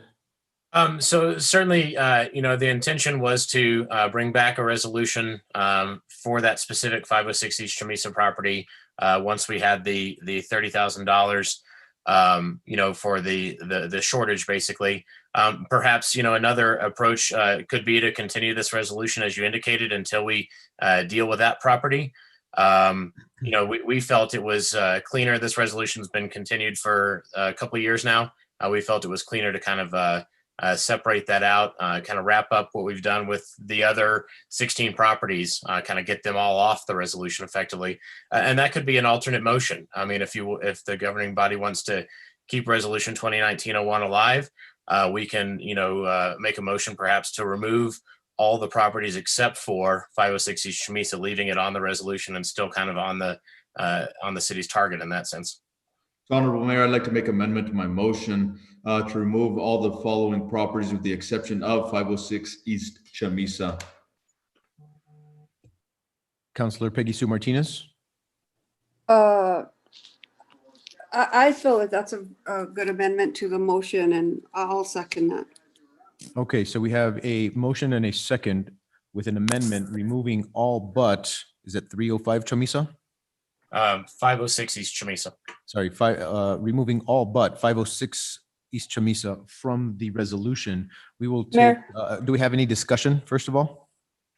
Under discussion or prior to discussion, Mayor, it'd probably be good if the maker of the motion listed a date for that property to come back on the agenda so that we could get an update. And of course, allowing for mid-year budget hearing and everything else, and probably giving planning and zoning an opportunity to do something on it before it comes back to the city. So yeah, to the governing body, I'm sorry. So maybe a date down the road would be good to add also as an amendment.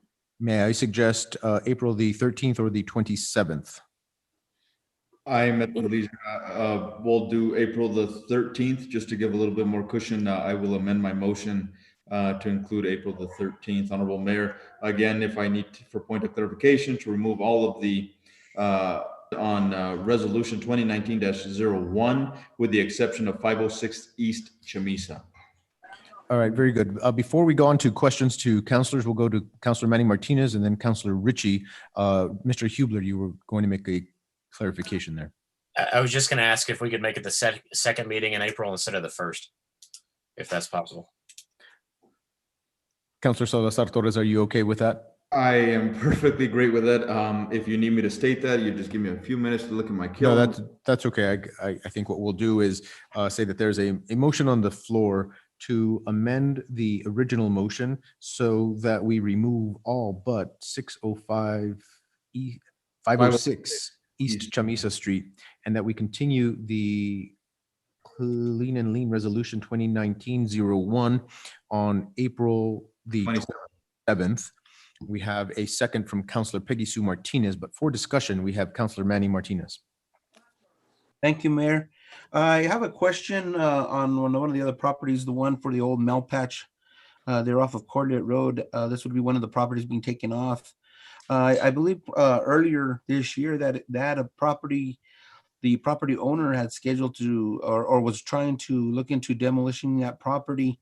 I don't know is it safe to have the property there? I know a vehicle did go through it, and you said that they did secure the property, but is it safe for it to still be standing, or did the property owner decide not to demolition it, or just asking some questions there, sir? Mr. Huber? Absolutely, Mr. Mayor, Councilor Martinez. So that's the 101 North Riverside property.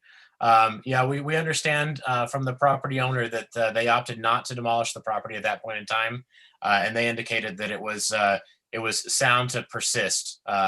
We've not heard anything otherwise that would indicate that it needs to be torn down immediately.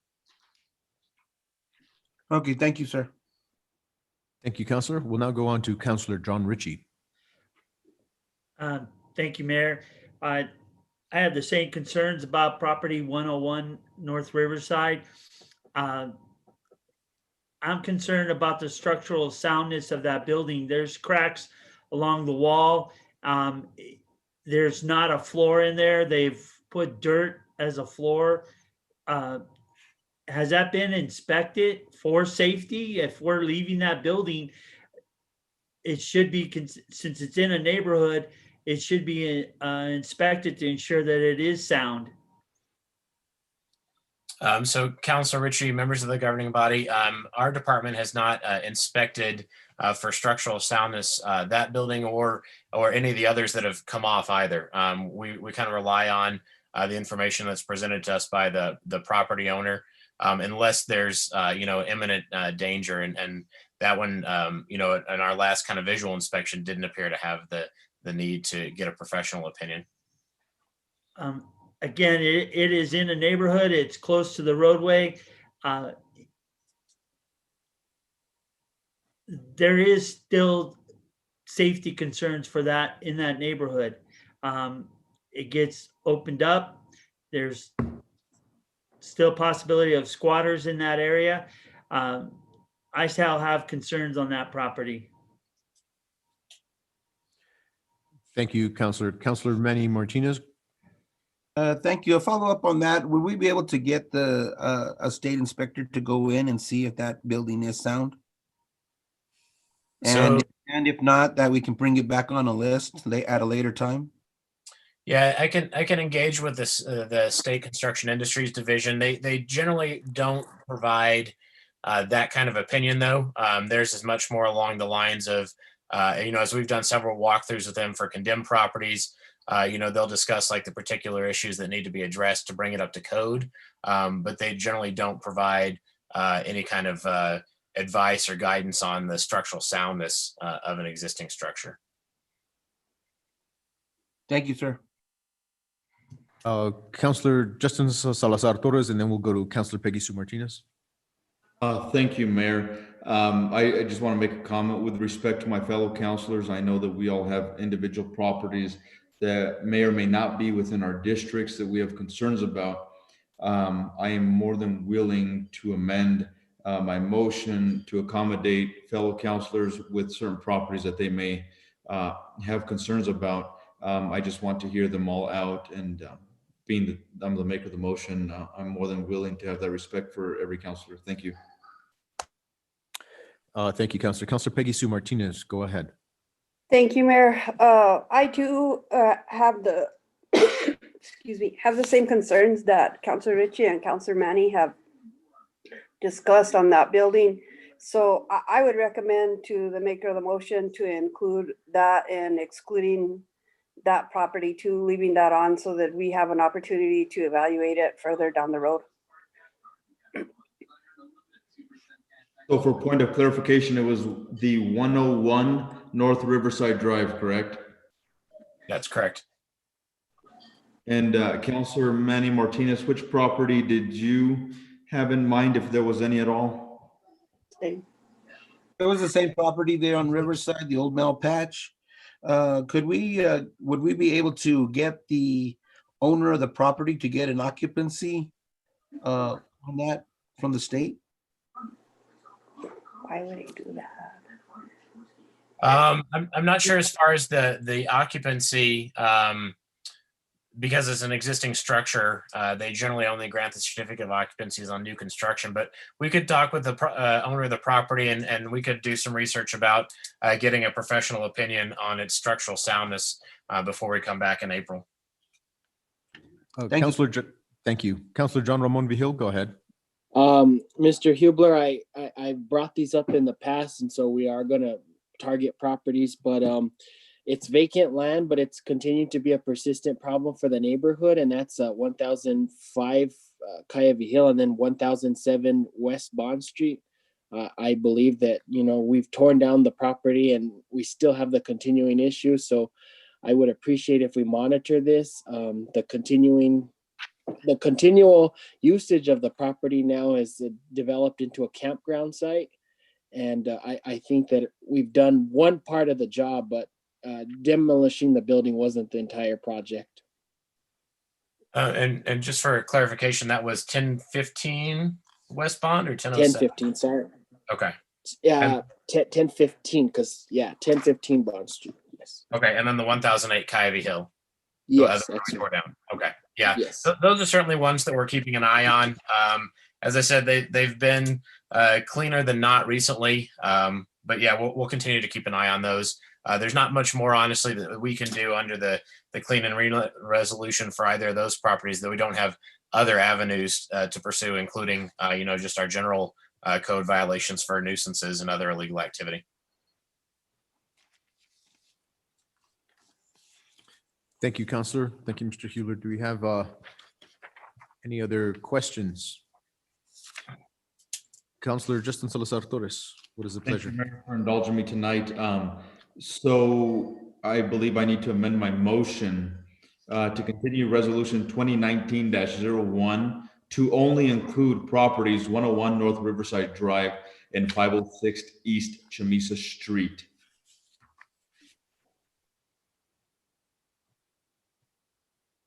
Okay. Second. Those are the only two? And I'm not sure about Counselor John Ramon V. Hill's 2 properties, if those need to be left on just for monitoring purposes, because they are being squatted and it is establishing precedents here on the west side. It's very concerning. So I don't know if those 2 need to be left on or how the city plans to move forward on handling that situation. So before we get greater clarification on amendments and so on, why don't we go to Councilor Manny Martinez, who has a question, and then we can kind of continue.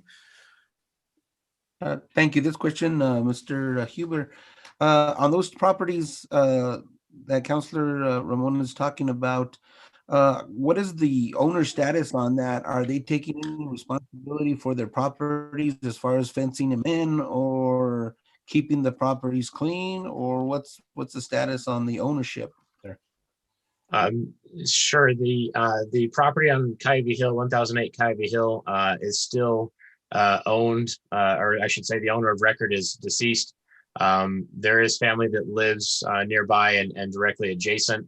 They're not doing anything, although they've come to approach us about development on that property. We've discussed the concerns about development with the existing lien. The property owner for 1015 Bond Street has come forward to start working on paying down the lien. The most active of the 2 family members that's the owner of record on that one is unfortunately in and out of jail frequently. So his desires for utilization or care of that property are frequently interrupted by his absence. In both cases of those properties, as I indicated earlier, there's not a whole lot more the city can do under the clean and lean state statute that we can't do under other city code we already have. And so that's why we recommended removing those, like all the other vacant properties. We still have occasional people that, use or stay in, a number of properties around town, including those on the list and those not on the list. So we deal with them, through other methods, I guess. Just For a quick follow-up, Councilor Martinez, go ahead. Thank you. Are you aware of any of these 2 properties possibly being on the watch list for the county as far as for taxes to be sold at any particular time? So the one on Kaiwi Hill had a small amount of back taxes. They actually paid those off earlier this past year, and Bond Street, I believe, was up to date on the taxes. So neither of those were kind of on the county's tax list. Okay, before we move on, I'd just like to clarify where we stand right now. We had an original motion from Councilor Justin Salazar Torres to remove all but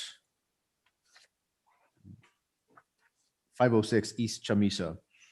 We had a second on that, and then there was a amendment to that motion also made by Councilor Justin Salazar Torres to add 101 North Riverside Drive, and that was seconded by Councilor Peggy Sue Martinez. But through further discussion, we've also recognized potentially other pieces of property that would be under consideration. And in order for us to get a better clarification whether or not Councilor John Ramon V. Hill would like to add 2 more pieces of property to that amended motion, we will go to him. Councilor John Ramon V. Hill. Thank you. I believe they require monitoring because it appears that the situation was the squatters were taking up residence and using the residence. And now that we've demolished the property, it's vacant land, it's attracted more people. They're building bonfires outside, and they're quite frequently building bonfires, and they're large bonfires that are starting to disrupt the neighborhood. So I hate to sound like this, but it seems like we aggravated the issue more than cleaning up the issue. We took rid of some blight in the neighborhood, but unfortunately the issue has just been aggravated further, and that's why I think it requires monitoring purposes to keep an eye on. I just don't think that, I know we've had this issue on the Car Lane Bosque. We went in and cleaned it up. It was on San Juan Pueblo Reservation, and so they allowed us to get in there. But this is private property, and I don't think that neighbors should be sustaining that kind of activity on a daily basis. And having to deal with fires and noxious behavior. So, Counselor, to be specific, I'll ask very directly, what does that mean when you say that you want them to be monitored? Would your preference be to keep them on the resolution, or would your preference be to remove them? I would prefer to keep them on the list, Mayor. Okay. I believe that our first step was demolishing, and it seems like it hasn't gone away. All right, very good. Well, thank you very much for stating your intention. Councilor Justin Salazar Torres, what that means is you currently have the amended motion or a motion to amend the original motion. Would you at this time like to consider adding those other two properties in addition to have a total of 4?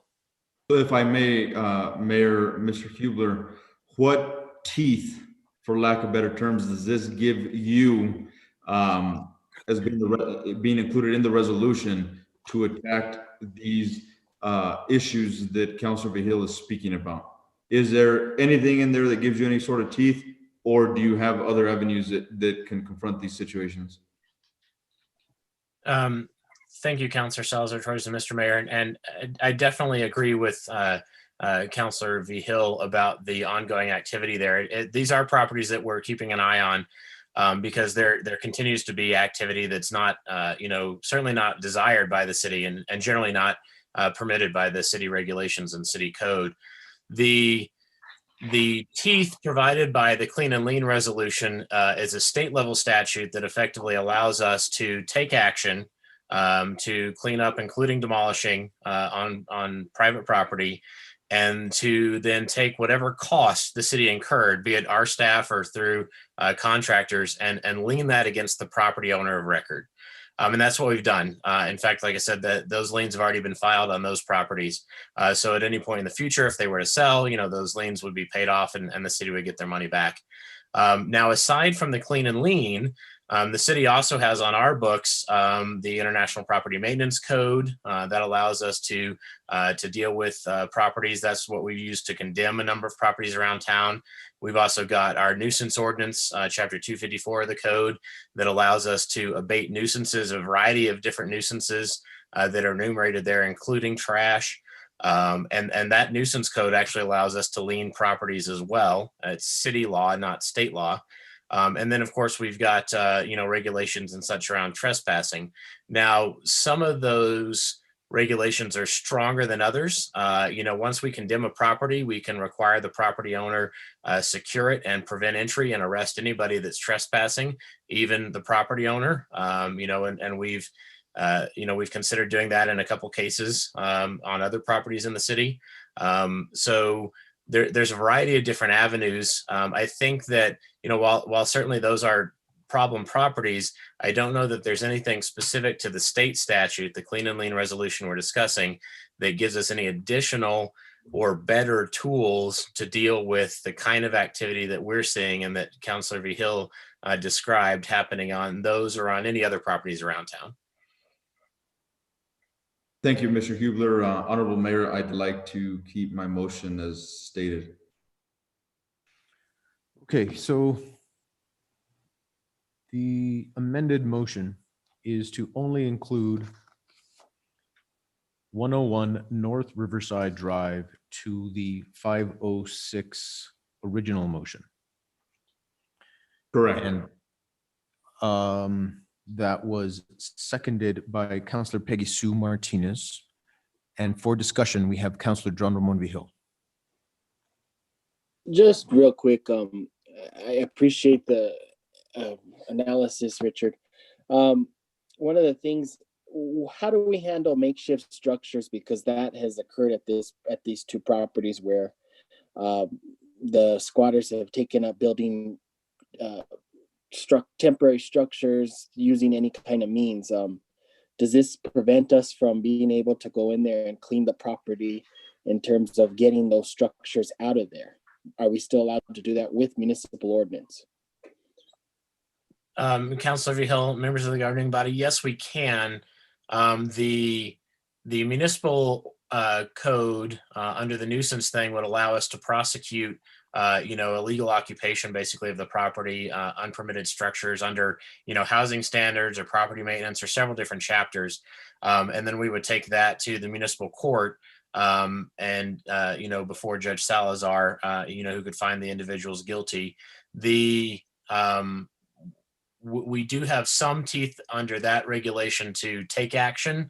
Although, the city has typically not done that. We've typically processed those through to court to give them kind of a day in court first to determine whether it's rightful action. So the one thing, thinking about it a little bit more, as we've discussed, the one thing about the clean and lien resolution is it basically makes the governing body, in a very practical terms, kind of the arbiter of these issues. Like, it does not go before the municipal court. It doesn't go to Judge Salazar. It comes to this body to authorize the action to be taken. So in that regard, having something under the clean and lien resolution does provide the city the opportunity to take direct action to address what this governing body has already found to be effectively a nuisance under the state statute. Thank you. We have Chief of Police, Mr. Roger Jimenez. Thank you, Mr. Mayor, members of the governing body. I just wanted to say that, anytime we do have, especially the clean and lien properties that have been condemned and have the signage posted that they can no longer trespass on the property. If Councilor Vigil, if you would notify the law enforcement department or dispatch, or have the neighbors do so, we can respond and actually trespass the people on the property, and in some cases take them to jail once they've already been warned. That's what we've done numerous times, and I believe that's why, correct me if I'm wrong, Mr. Hubler, that's why the property owner has been incarcerated for this time. Thank you, Chief. We'll go back to Councilor Justin Salazar Torres. Thank you, Honorable Mayor. In respect to Councilor Vigil, if he wouldn't mind giving me the said properties that he is concerned about, please. It is test 1015 West Bond Street, 1008 Calle Vigil. And 1008. Got it. Alrighty, Honorable Mayor. I know I've made 3 amendments so far to my motion. This will be number 3. But again, in respect to all my fellow councilors, I would like to include, and I'll read the whole motion for clarification, to continue resolution 2019-01 to only include 101 North Riverside Drive, 506 East Chamisa Street, 1015 West Bond Street, and 1008 Calle Vigil. So we will use this as an amended amendment. Councilor Peggy Sue Martinez, you were the second on that. Is that acceptable to you? Absolutely. Thank you. Second to the motion. All right. So now that we have the motion and the second for discussion, Councilor Manny Martinez, you had your hand up. Thank you, Mayor. I don't mean to throw a wrench into anything, but I just have a question. Although the property owner in question where these structures are being placed is incarcerated, my question is, on a property that we've already cleaned and leaned when it comes to the structure and it becomes a vacant property, if the property owner starts to allow people to come onto their property and pitch a tent or whatever it may be, at that point, what does the city have as far as overseeing these properties if the property owner allows it? So in answer to the question, and it's a very good question. We don't have a lot of specificity in any chapter of the city code related to non-standard uses of property. Nothing that specifies who's responsible or not for camping, for squatters, those kinds of things. All of the code that we do have addresses kind of what should be there more than the things that you can't do. So we do specify that, your dwelling units have to be sound and livable, these kinds of things. And so if somebody's living in something that doesn't meet those, then they're in violation. We don't have anything specifically that says you shall not camp on property, whether it be yours or somebody else's. We've processed those in the past as trespassing. That gets a bit tricky when the property owner is involved, obviously, in either performing or permitting the camping or the squatting or what have you. or if there is no property owner, to indicate that. And so the city has taken the authority as granted us under the state statute and under the property maintenance code to effectively establish no trespassing rules on those properties that we're engaged with. All right, Councilor Manny Martinez, go ahead.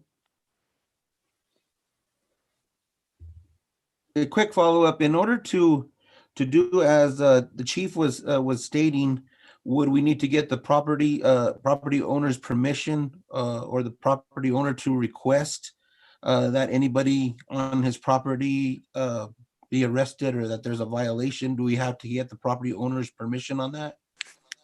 So the property owner can request that, and we frequently work with property owners to do so. On the properties the city has condemned, the city can do that, whether or not the property owner wants to. Thank you. Councilor Justin Salazar Torres. Thank you, Mayor. I think we're hearing a whole lot tonight. My question, I guess, would be shooting from the hip. Will it hurt anything to keep these properties on? The pros and cons, Richard, just be straight up with us to keep it on or not. So the properties that we've discussed, the four, I think there's a very good argument to leave all of those ones on there. I do feel that the vast majority of the other properties on there, the ones that we suggest to be removed, do not have these kind of conditions or statuses, and holding this over those property owners, doesn't benefit the city, or them necessarily. So I see no issue with the four properties that are currently on your motion remaining on the resolution. Councilor John Ritchie. Call the question. Thank you very much. We have a amended motion, which technically now is the motion because it was by the same person who motioned it. So we have the motion to continue resolution 2019-01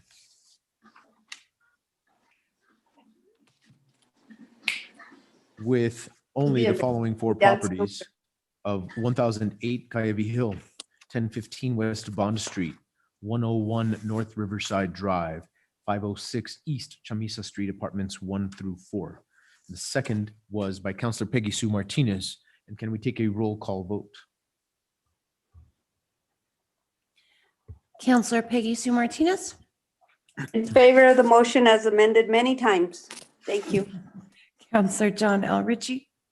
In favor of the motion. Councilor Justin Salazar Torres. In favor of my motion that was amended many times. Thank you. Councilor John Ramon Vihil. In favor of the motion. Councilor Manuel J. Martinez. For the motion. Councilor Denise D. Benavides.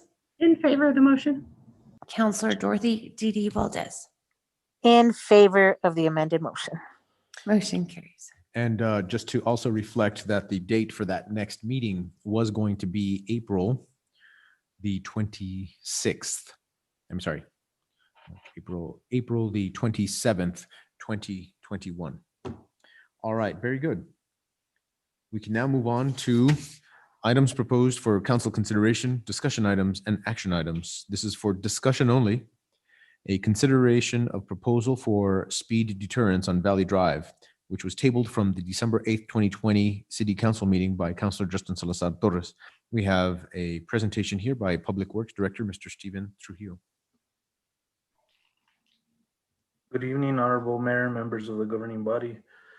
So I'm gonna go over, it was tabled last, and I just wanna give a timeline of what happened, everything that's gone on, and then from there we'll discuss about it. So back in October, it was brought to the Public Works Committee by one of the residents who had a signed petition of more than 50% of the residents asking for the city for help to help deter traffic that has been speeding through the Valley Estates road, which comes out on North McCurdy. And so with that petition, we looked over them that they brought to us. It was told for us to go out and find a resolution or a solution For the residents, Mr. Elijah Mares, street supervisor, Daniel Fresquez, streets foreman, and myself went out the very next day, looked at the area to see where we could place speed bumps in the area, because you can't put them, of course, in people's driveways where it'll affect them. And there was a place where we could place 3 of them. We did reach out to residents and we found everyone home where we were going to place them. We talked to residents on both sides of Valley Estate Street. Everybody that we encountered was very happy and they were all in agreement that they wanted those speed bumps. After that, when we came back in the December meeting to meet, there was an issue with the fire department of the equipment or speed bumps, which would mess up the units, the fire trucks. I then met with Chief Padilla. We discussed it and we came to the conclusion that if we place larger speed humps, if you will, instead of speed bumps, damaging on the equipment for them. So we did come to that. After that, also planning director, Mr. Richard Hubler, city manager, and myself met to discuss further what could be done to help the residents in Valley Estates. We did place slow children at play signs that were requested by the community. So that was done. We also have equipment, Mr. Hubler said, in-house, where we could do an in-house traffic study, because if we hired anybody to do a traffic study, it's very costly to see how much traffic they actually have going through there. And that's something we're going to move forward with. We also talked about potentials for sidewalks or bike paths or anything in the future that could use for Valley Estates, but as a fast solution, which is not a permanent one, where we could place the 3 speed humps that were provided in the packet material and use them. And if once we find funding to be able to do bike paths or sidewalks like we talked about, to be able to slow, or signs showing how fast you're going, the speed signs, those could be removed if it's not helping the situation. And also, I just want to put out there that the streets department is funded by the general fund, and they do have an operating budget yearly for maintenance, grounds, and roadways of $17,000. As I did mention earlier, the $80,000 for North McCurdy just to do 20-foot sections, and that it's very costly to be doing that. And this is the whole budget for the entire year to do street cuts, to do potholing, to do speed bumps, maintenance, and that's all our streets department has. And also when we have been going for funding, and we got Calle Alamo done and other places as well. But when you do go out to get funding, we also need to have the funding in case there's any matching to do that. So we are working on it diligently to help. But for right now, Public Works for Valley Estates, I think this would be the fastest solution, and then continue with it to make it better for them.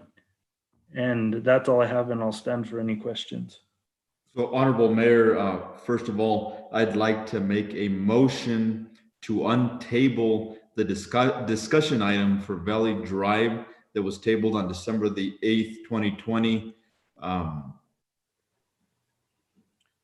Thank you, sir. We have a motion on the table. Do I hear a second? Second. Thank you. That's a second from Councilor Manny Martinez, and we will take a roll call vote.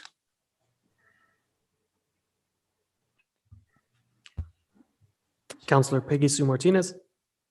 Under discussion, Mayor, could we have clarification exactly what the motion is that's being untabled? The motion is to untable the discussion item for the consideration of proposal for speed deterrence on Valley Drive that was tabled on December the 8th of 2020 by myself. Can we have that read to us the way that it was printed on the agenda? Can the city clerk pull that up, please? We are going to do that right now. Thank you.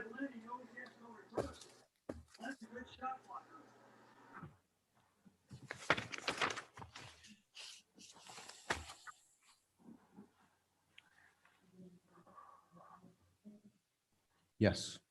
And the original tabling of it on that day. I remember the tabling and everything. I'm just curious what the print was on the issue when it was first advertised. Okay, so for Vice the Mayor, original clarification? item on the agenda? Yes, sir. Counselor? Yes, Okay. sir. Counselor Justin Salazar Torres? So for point of clarification, Councilor Peggy Sue Martinez, I was, per the guidance of our city manager and our city clerk, during that discussion, it was only listed on our agenda as a discussion item only. Therefore, we went on to our meeting and made motions and so forth and considered, I guess, so forth an action item. But then therefore we tabled. But now, once we vote on this motion to untable, Honorable Mayor, if you'll indulge me in secondly making a motion to consider this item an action item for our next city council meeting, just because the way it was advertised, we need to move on this as quickly as possible. Just for clarification, we have Madam Interim City Clerk who has the item as agendized on the December 8th, 2020 meeting. Good evening, Honorable Mayor, members of the governing body. That was listed as consideration of proposal for speed deterrence on Valley Drive. Discussion only or action item? At that time, it does not state whether or not it was a discussion or action item. Simply Okay. consideration So- proposal. Okay, so that was my question because I thought if it was listed as an action, then untabling it would allow for the action this evening, but I'll play safe and allow the public to have the information. So we will go ahead and follow through with Councilor Torres Salazar's recommendation. Thank you. Thank you, Counselor. Counselor Justin Salazar Torres. Thank you, Honorable Mayor, and thank you, Councilor Peggy Sue Martinez. Question, I guess, for our attorney, being that it was just a consideration of proposal for speed deterrence. Does that therefore give us granted, we don't need the authorization for anything like this. We can just leave it up to the department. But in this case, being that we have constituents that would like some action on this, we can keep it as an action item. Do we need to leave that as a discussion item, or do we have the leeway to consider it an action item? No, you cannot. Thank you, Councilor Salazar Torres, for your question. Good evening, Mr. Mayor and members of the governing body.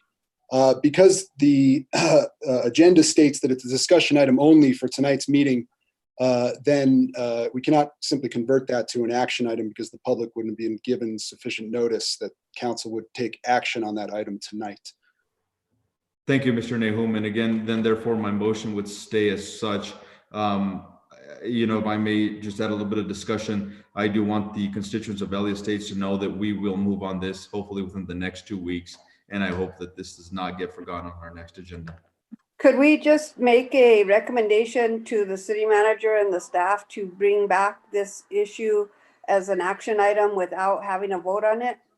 That question is for the attorney.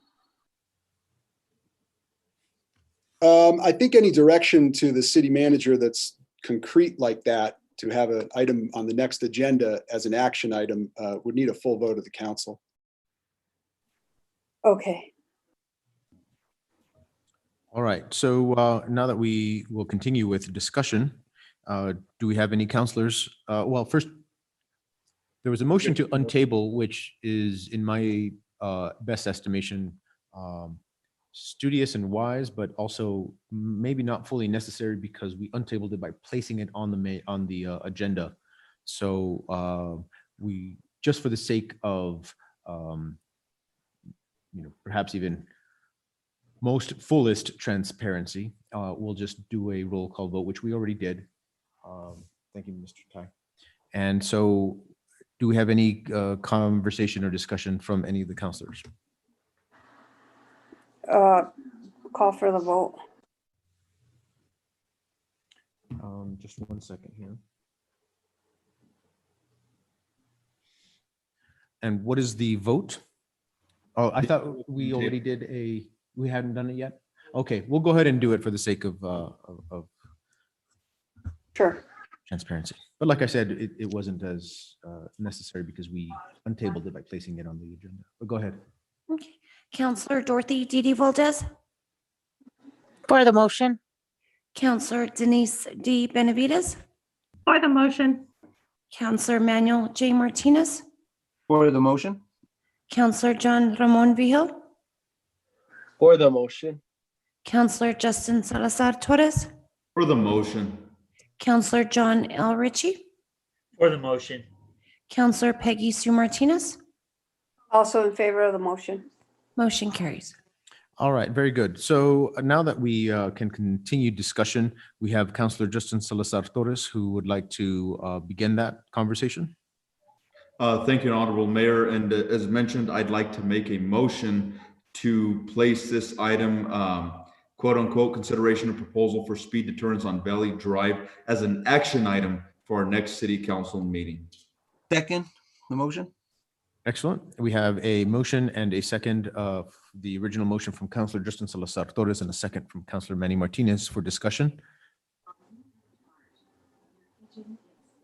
Seeing no discussion, we will place this as an action item for the next meeting, which will be Call for a held- vote. Call for a vote, Mayor? Yes, ma'am, that's what I'm saying. I'm just repeating the Okay. motion Thank you.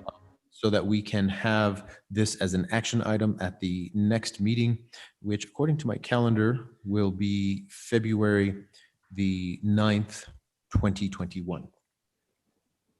Can we take a roll call vote? Before we do that, we have a question comment from Councilor Manny, from City Manager Javier Martinez. Yes, thank you, Honorable Mayor, members of the governing body. I'd like to just have a clarification as to how we want it on the action item. Do we want how it's stated on the agenda now as speed deterrence, or proceed with the speed humps that our Public Works Director recommended? My advice would be to be as generic as possible so that if councilors choose to narrow that focus down, they can do so at that time. Thank you, Mayor. So we'll leave it as is as deterrence, which could be various and many. So we will continue with the roll call vote. Counselor Peggy Sue Martinez, In favor of the motion.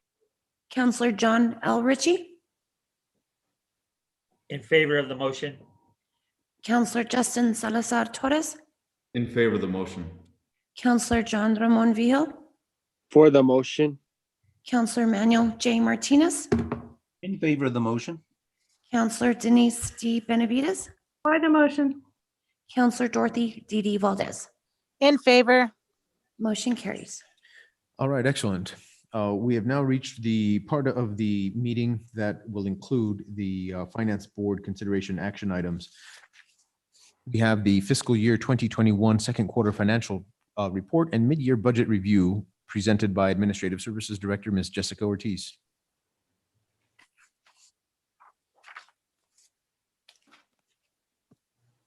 Good evening, Honorable Mayor, members of the governing body. Thank you for being here this evening. Before you, we have the second quarter financial report ending December 31st, 2020. I have modified this report and kind of cleaned it up a little bit. So you can, let me know what your thoughts are. We are working on, Ursula and I are working on another template to kind of group all the budgets for the various departments into like one summary sheet. So we've been working with Cassell to develop that kind of data that we need in order to facilitate the reports that we will be generating. So I ask you to just bear with us, but if you have any questions, just let me know. Looking at our general fund, our year-to-date revenue is $5,492,707. Year-to-date expenditures is $5,551,580, leaving us with the year-to-date negative variance of $58,873. I did want to point out that the FY21 revenues have increased overall by $372,000 from this time last year, December 2020 versus December 2019. And the increases primarily have resulted from an increase in our GRT and property taxes. The GRT increased about $250,000. Our Reba property tax increased $95,000, and our Santa Fe property tax increase of $15,000. I also wanted to mention, as I've mentioned in the past, the timing of our property taxes is normally in January and May. So for the January 2021 revenue, we have received 266.7K from Rio Arriba County and 84.4K from Santa Fe County. So that will be reflected in our January month-end numbers. The FY21 expenditures have increased by 328,000 from this time last year, and increases have resulted in attorney costs, claims, judgments, and settlements, public safety personnel costs and benefits. At this time last year, we hadn't approved the pay plan for public safety, the 1% increase for the fire department, and also at this time last year, the police department was understaffed. So we can see that, we have picked up staff and so, therefore the reason for the increases in the overall personnel costs of the PD. Also, I wanted to mention that I didn't include here was the additional cost for the JPA to E911. So we pay 22,000 every quarter. So this reflects an additional 44K in costs that we did not have at this time last year. So looking again at our overall variance year to date, 58,873 negative with, in hopes that will, even out or, perhaps have a positive variance at January month end due to, the increases and the allocations of revenue that we have received from the property taxes. Looking at our water fund summary, we have year-to-date revenue of 1,521,204.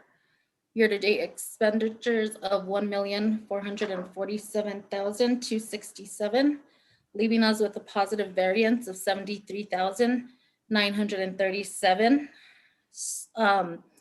Our FY21 revenues have remained flat with a slight decrease of 5.3K from this time last year. And this is primarily due to the decrease in interest income due to the lower annual percentage yield that we receive from the banks. And so now, we can, it's evident that the rates continue to drop, which is unfortunate for, our savings and our investments. And we hope that, the market will turn around and we won't lose as much funds as, we possibly can. The FY21 expenditures have increased by 170,000 from this time last year. And the increases have resulted in maintenance costs for buildings and structures, equipment, vehicles, grounds and roadways, as well as I mentioned, our non-employee insurance costs that have gone up from last year. In our wastewater fund, year-to-date revenue is 1,081,780. With year-to-date expenditures of 1,071,933, leaving a positive variance of 9,847. So FY21 revenues have remained flat with an increase of 1.1 from this time last year. And expenditures have decreased, by 157 from this time last year. And the decrease is in equipment and machinery as we had purchased the John Deere loader last fiscal year for 178,000. So we don't have that expense this year as we paid that outright. Moving on to the next page, I wanted to give an overall overview of what our revenues and expenditures have looked like for the last 10 years. Looking at it, from July through December and just kind of seeing where we're at. When I met with Mayor, this is one of the things he had asked and, wanted to just see, are we on target for meeting our revenues, in comparison to the last 10 years. So if you look, I've mapped out the blue line indicates the revenue, the red line indicates the expenditures. I have done an average over the 10 years. And so the average revenue collected would be 4,433,409. Average expenditures of 4,436,901. And so you can see within this chart that, it has remained pretty constant. FY21, looking at our year-to-date revenues of 4.9 million, So, we are within our range of revenues and expenditures for this time of year. Looking at Members our, Ortiz. I'm sorry, go ahead, Mayor. One thing that I think this is an amazing approach, and I like it. And what I would like to perhaps see next time is what percentage that average July through December is, what that percentage is of the full year. So let's just say the average revenue was 4.433 million. It would be very good to know what the average revenue was for the entire fiscal year so that we could use that as a baseline. Does that make sense? I can populate that. Okay, that would be awesome, because then that'll tell us on average over the last 10 years that the first 6 months makes up, is it 45% of the full year, 55% of the full year? So that way we kind of get an idea for what to expect for the next 6 months. Sure. Awesome. Thank you. By the way, before you welcome. continue, the information that you provided on that first page is exceedingly helpful. It is very good to know where we're up and down from. So that's very good. Thank you. Continue. You're very welcome. Okay, so moving on to the next chart, in the Enterprise Water Fund, again, the average revenue is $1.4 million and average expenditures is 1.1 million. And you can see, that has kind of, the revenue and expenditures have remained constant. We were a little higher now this fiscal year in FY21. But overall, I think we are where we need to be. Moving down to the wastewater fund, that has an average revenue of 1.1 million and average expenditures of about $1 million. As you can see, it's has been pretty constant. FY20, we can see a bigger increase there, and that was because we purchased the John Deere loader. Do we have any questions on the information on this page? Okay. And yet, continue. Okay, so this is a recap of our total revenues by fund. Again, just summarized what was summarized on the first page. So looking at our general fund revenues with 50% of the year elapsed, we are at about 51.56 collected.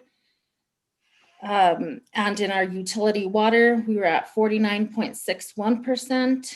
In our wastewater, we were at 47.18% collected. So total revenues for the general fund, 5,492,707, in comparison to last year, 5,119,979. And in our utility water fund, 1,521,204. And our wastewater fund, 780, I'm sorry. Moving on to the next page, looking at our overall expenditures. The general fund, we were at 46.79% spent. In our utility water fund, 39.35% spent. And in our wastewater, 35.6% spent.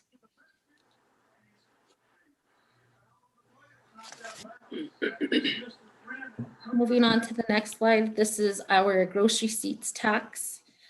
So I did want to point out that the total amount reported here is prior to any intercepts that are sent over to NMFA for our debt service accounts. So as of December month end, we have collected $5,552,257. At this time last year, we collected $5,260,607. Therefore, the increase of $291,650.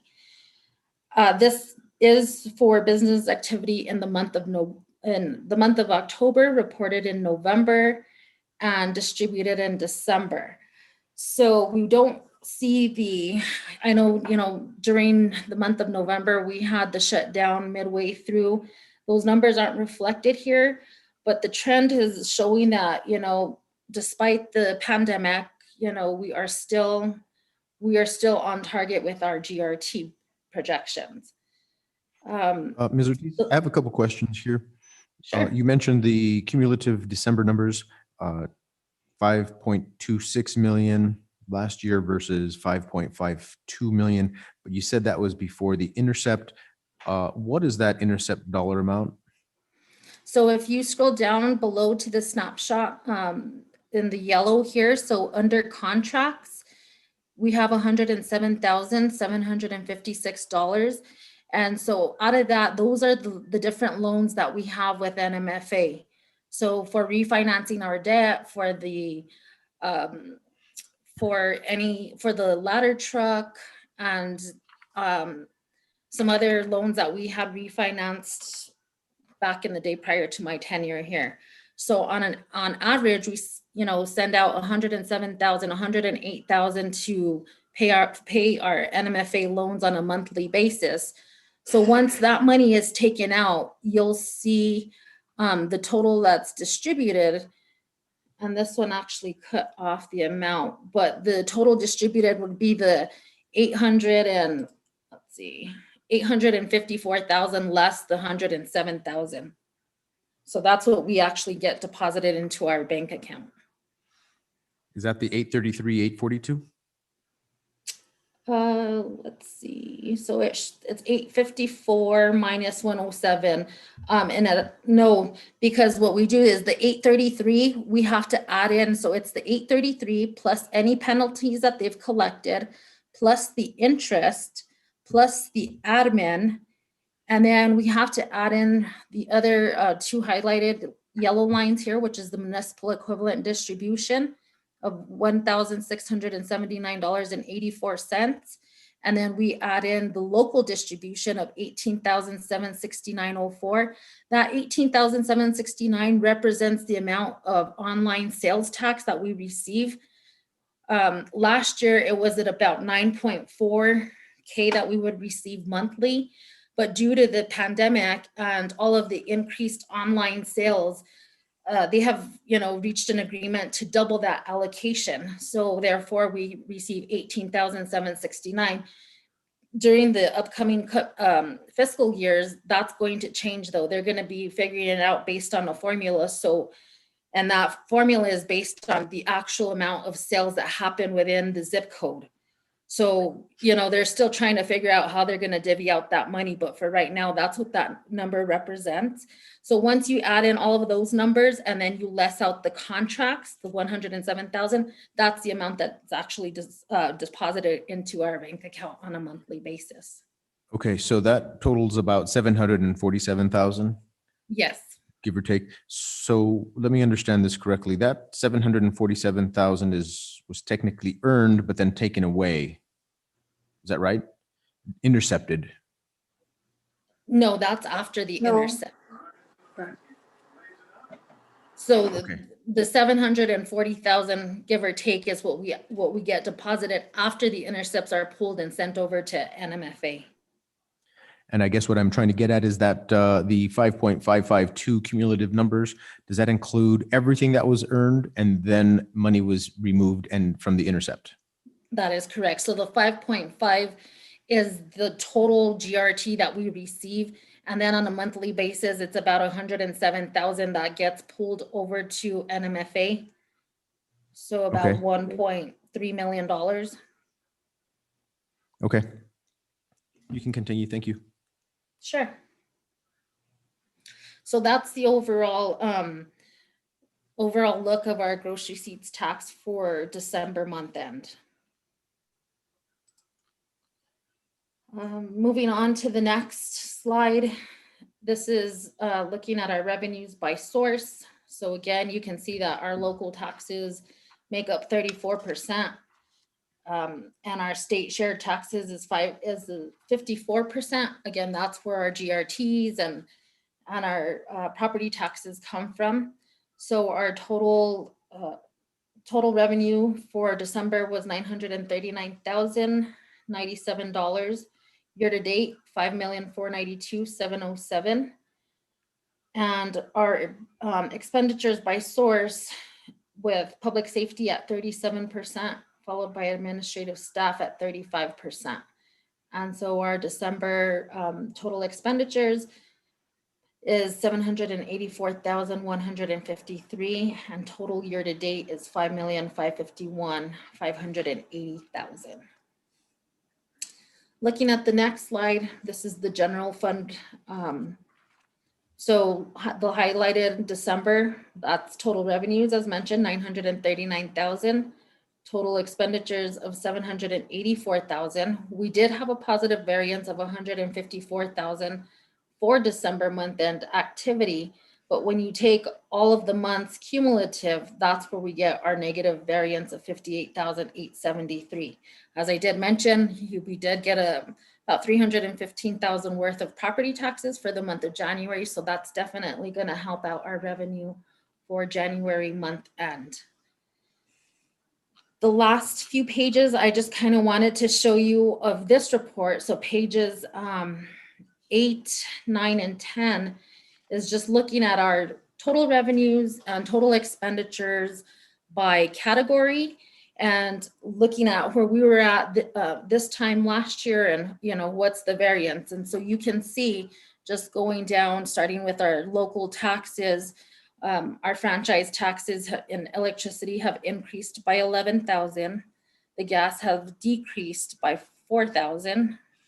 Franchise has gone down by 12,500 on the telephone, but that's probably due to timing of when we actually received the revenue. Here, I wanted to point out our municipal gross receipts tax. You can see that we have had an increase of 84,000 from this time last year, as well as on our hold harmless gross receipts, an increase of 33,000. Our property taxes, as I mentioned, an increase of 95,000 and 15,000, as well as our state levied gross receipts tax, an increase of 136,000. And then we can, go down. But as we start to get down into like the license and permits and charges for services, you're going to see that those, our revenues have taken, have decreased from this time last year. And because, the pandemic and everything that has been shut down. The business license and registrations, those are due now. So we'll start seeing that variance, go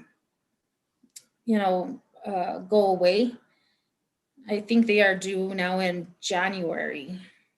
So we will see some of that revenue trickling in.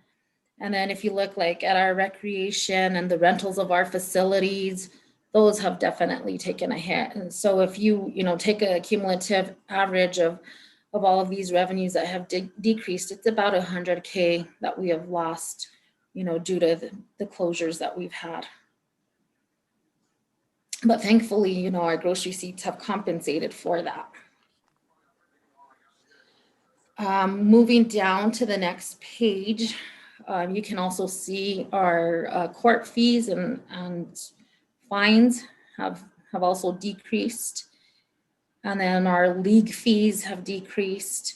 And also the interest that we earn on our income has also decreased.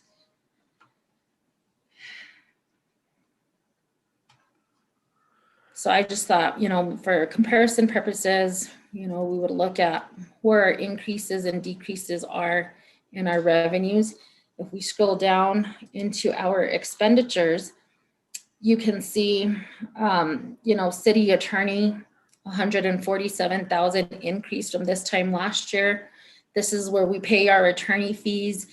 This is also where we pay claims, judgments, and settlements that come from travelers. And so we've had, some pretty major expenses in that area. The community services department, we now have a community services director. City managers, you will see an increase in that, but that, as I mentioned, is due to the JPA costs that we are having to pay to E911. So that was about $46,000. And then our other one is in public safety, which, as I mentioned, now we're fully staffed. We may have a couple of vacancies, but, compared to this time last year, we now have staff. So we have salaries, we have benefits that we need to pay.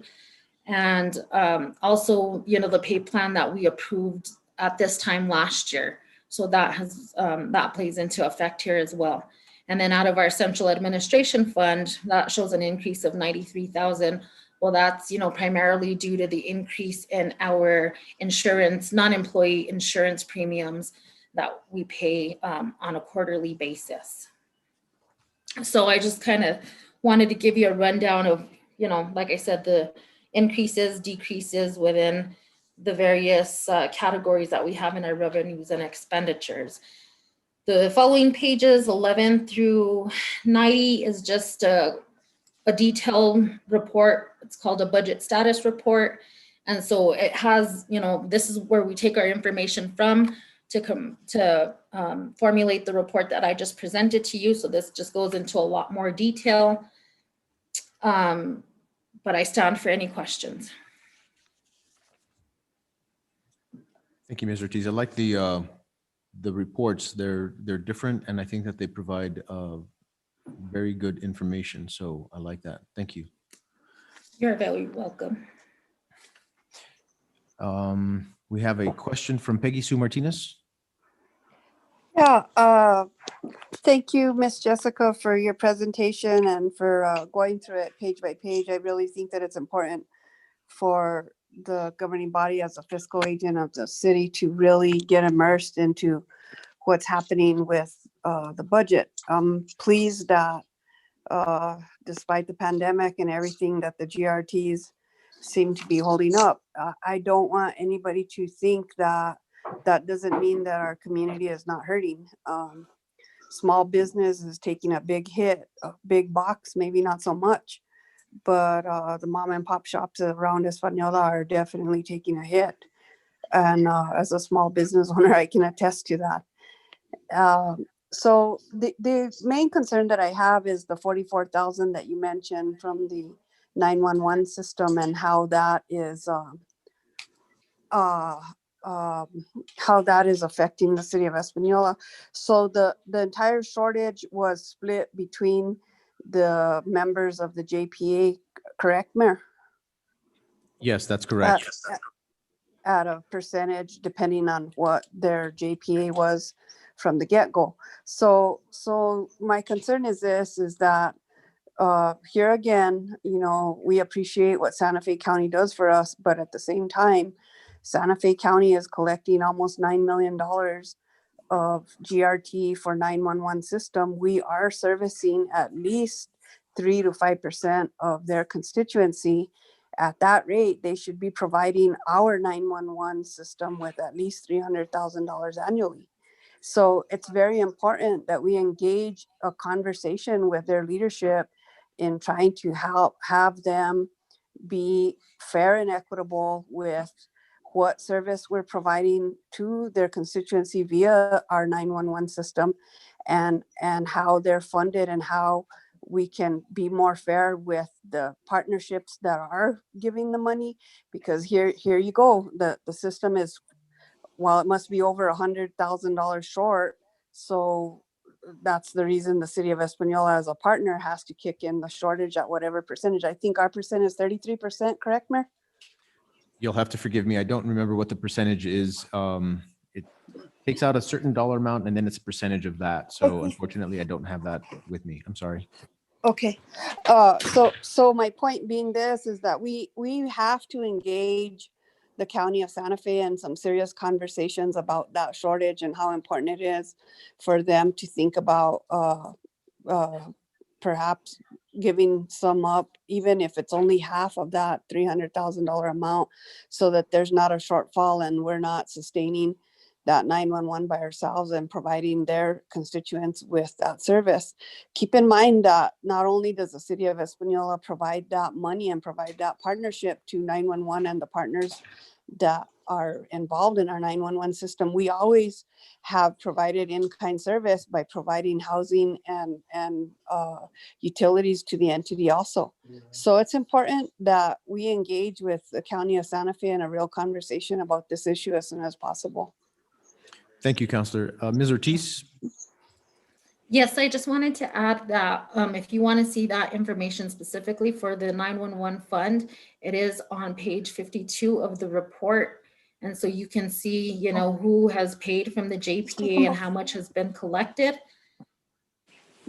And the other thing that I did want to point out as well is we do not charge the E911 department for being their fiscal agent,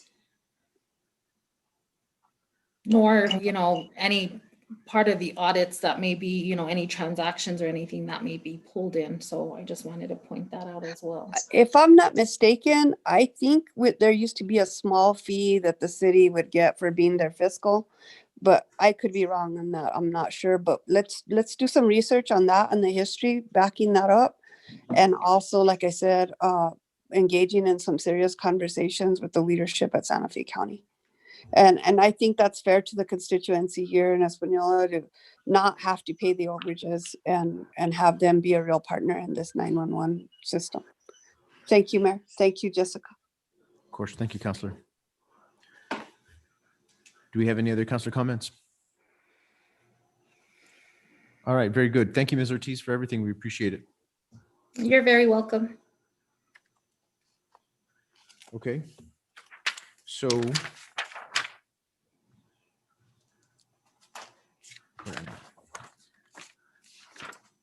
my apologies for the wait. Okay, here we go. Thank you very much. We're now at a point where we would like to make a motion or hear a motion perhaps for a closed session meeting.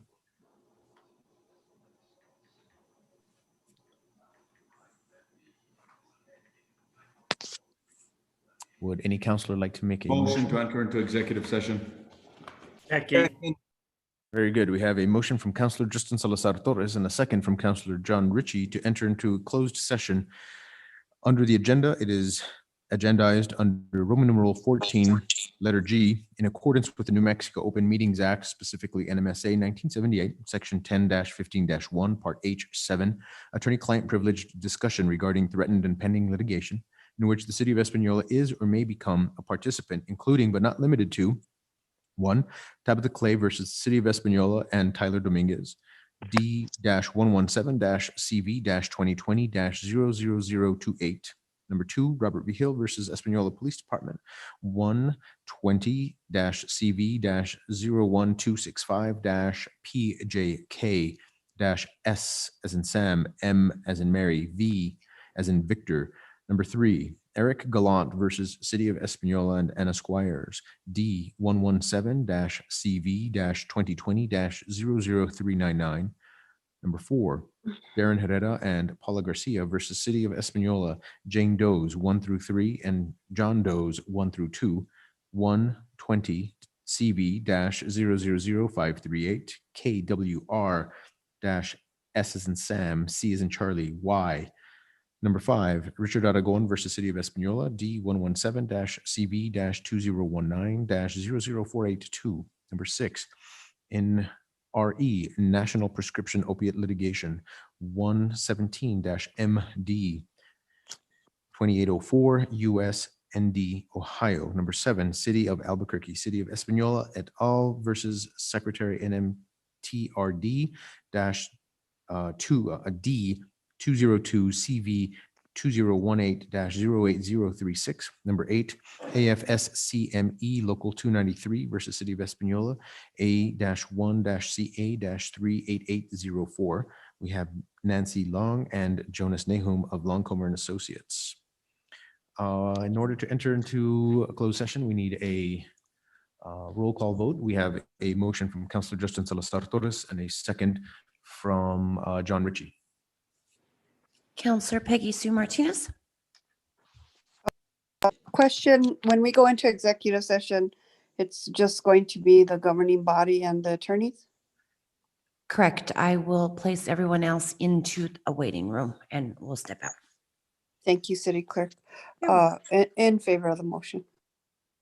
Counselor John L. Ritchie, In favor. Counselor Justin Salazar Torres, In favor. Counselor John Ramon Vihil, For the motion. Counselor Manuel J. Martinez, In favor? Counselor Denise D. Benavides, In favor. Counselor Dorothy D.D. Valdez. In favor. Motion carries. So if you'll give us just a moment. Thank you very much. If we could just pause for a moment as we remove anybody into the other waiting room.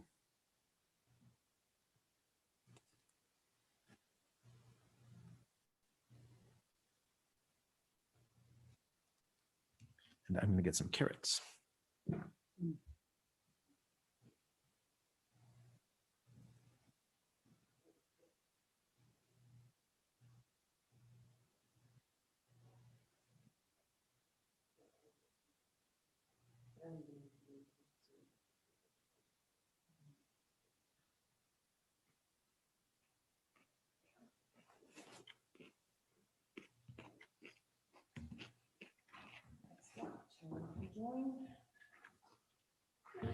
We're missing somebody.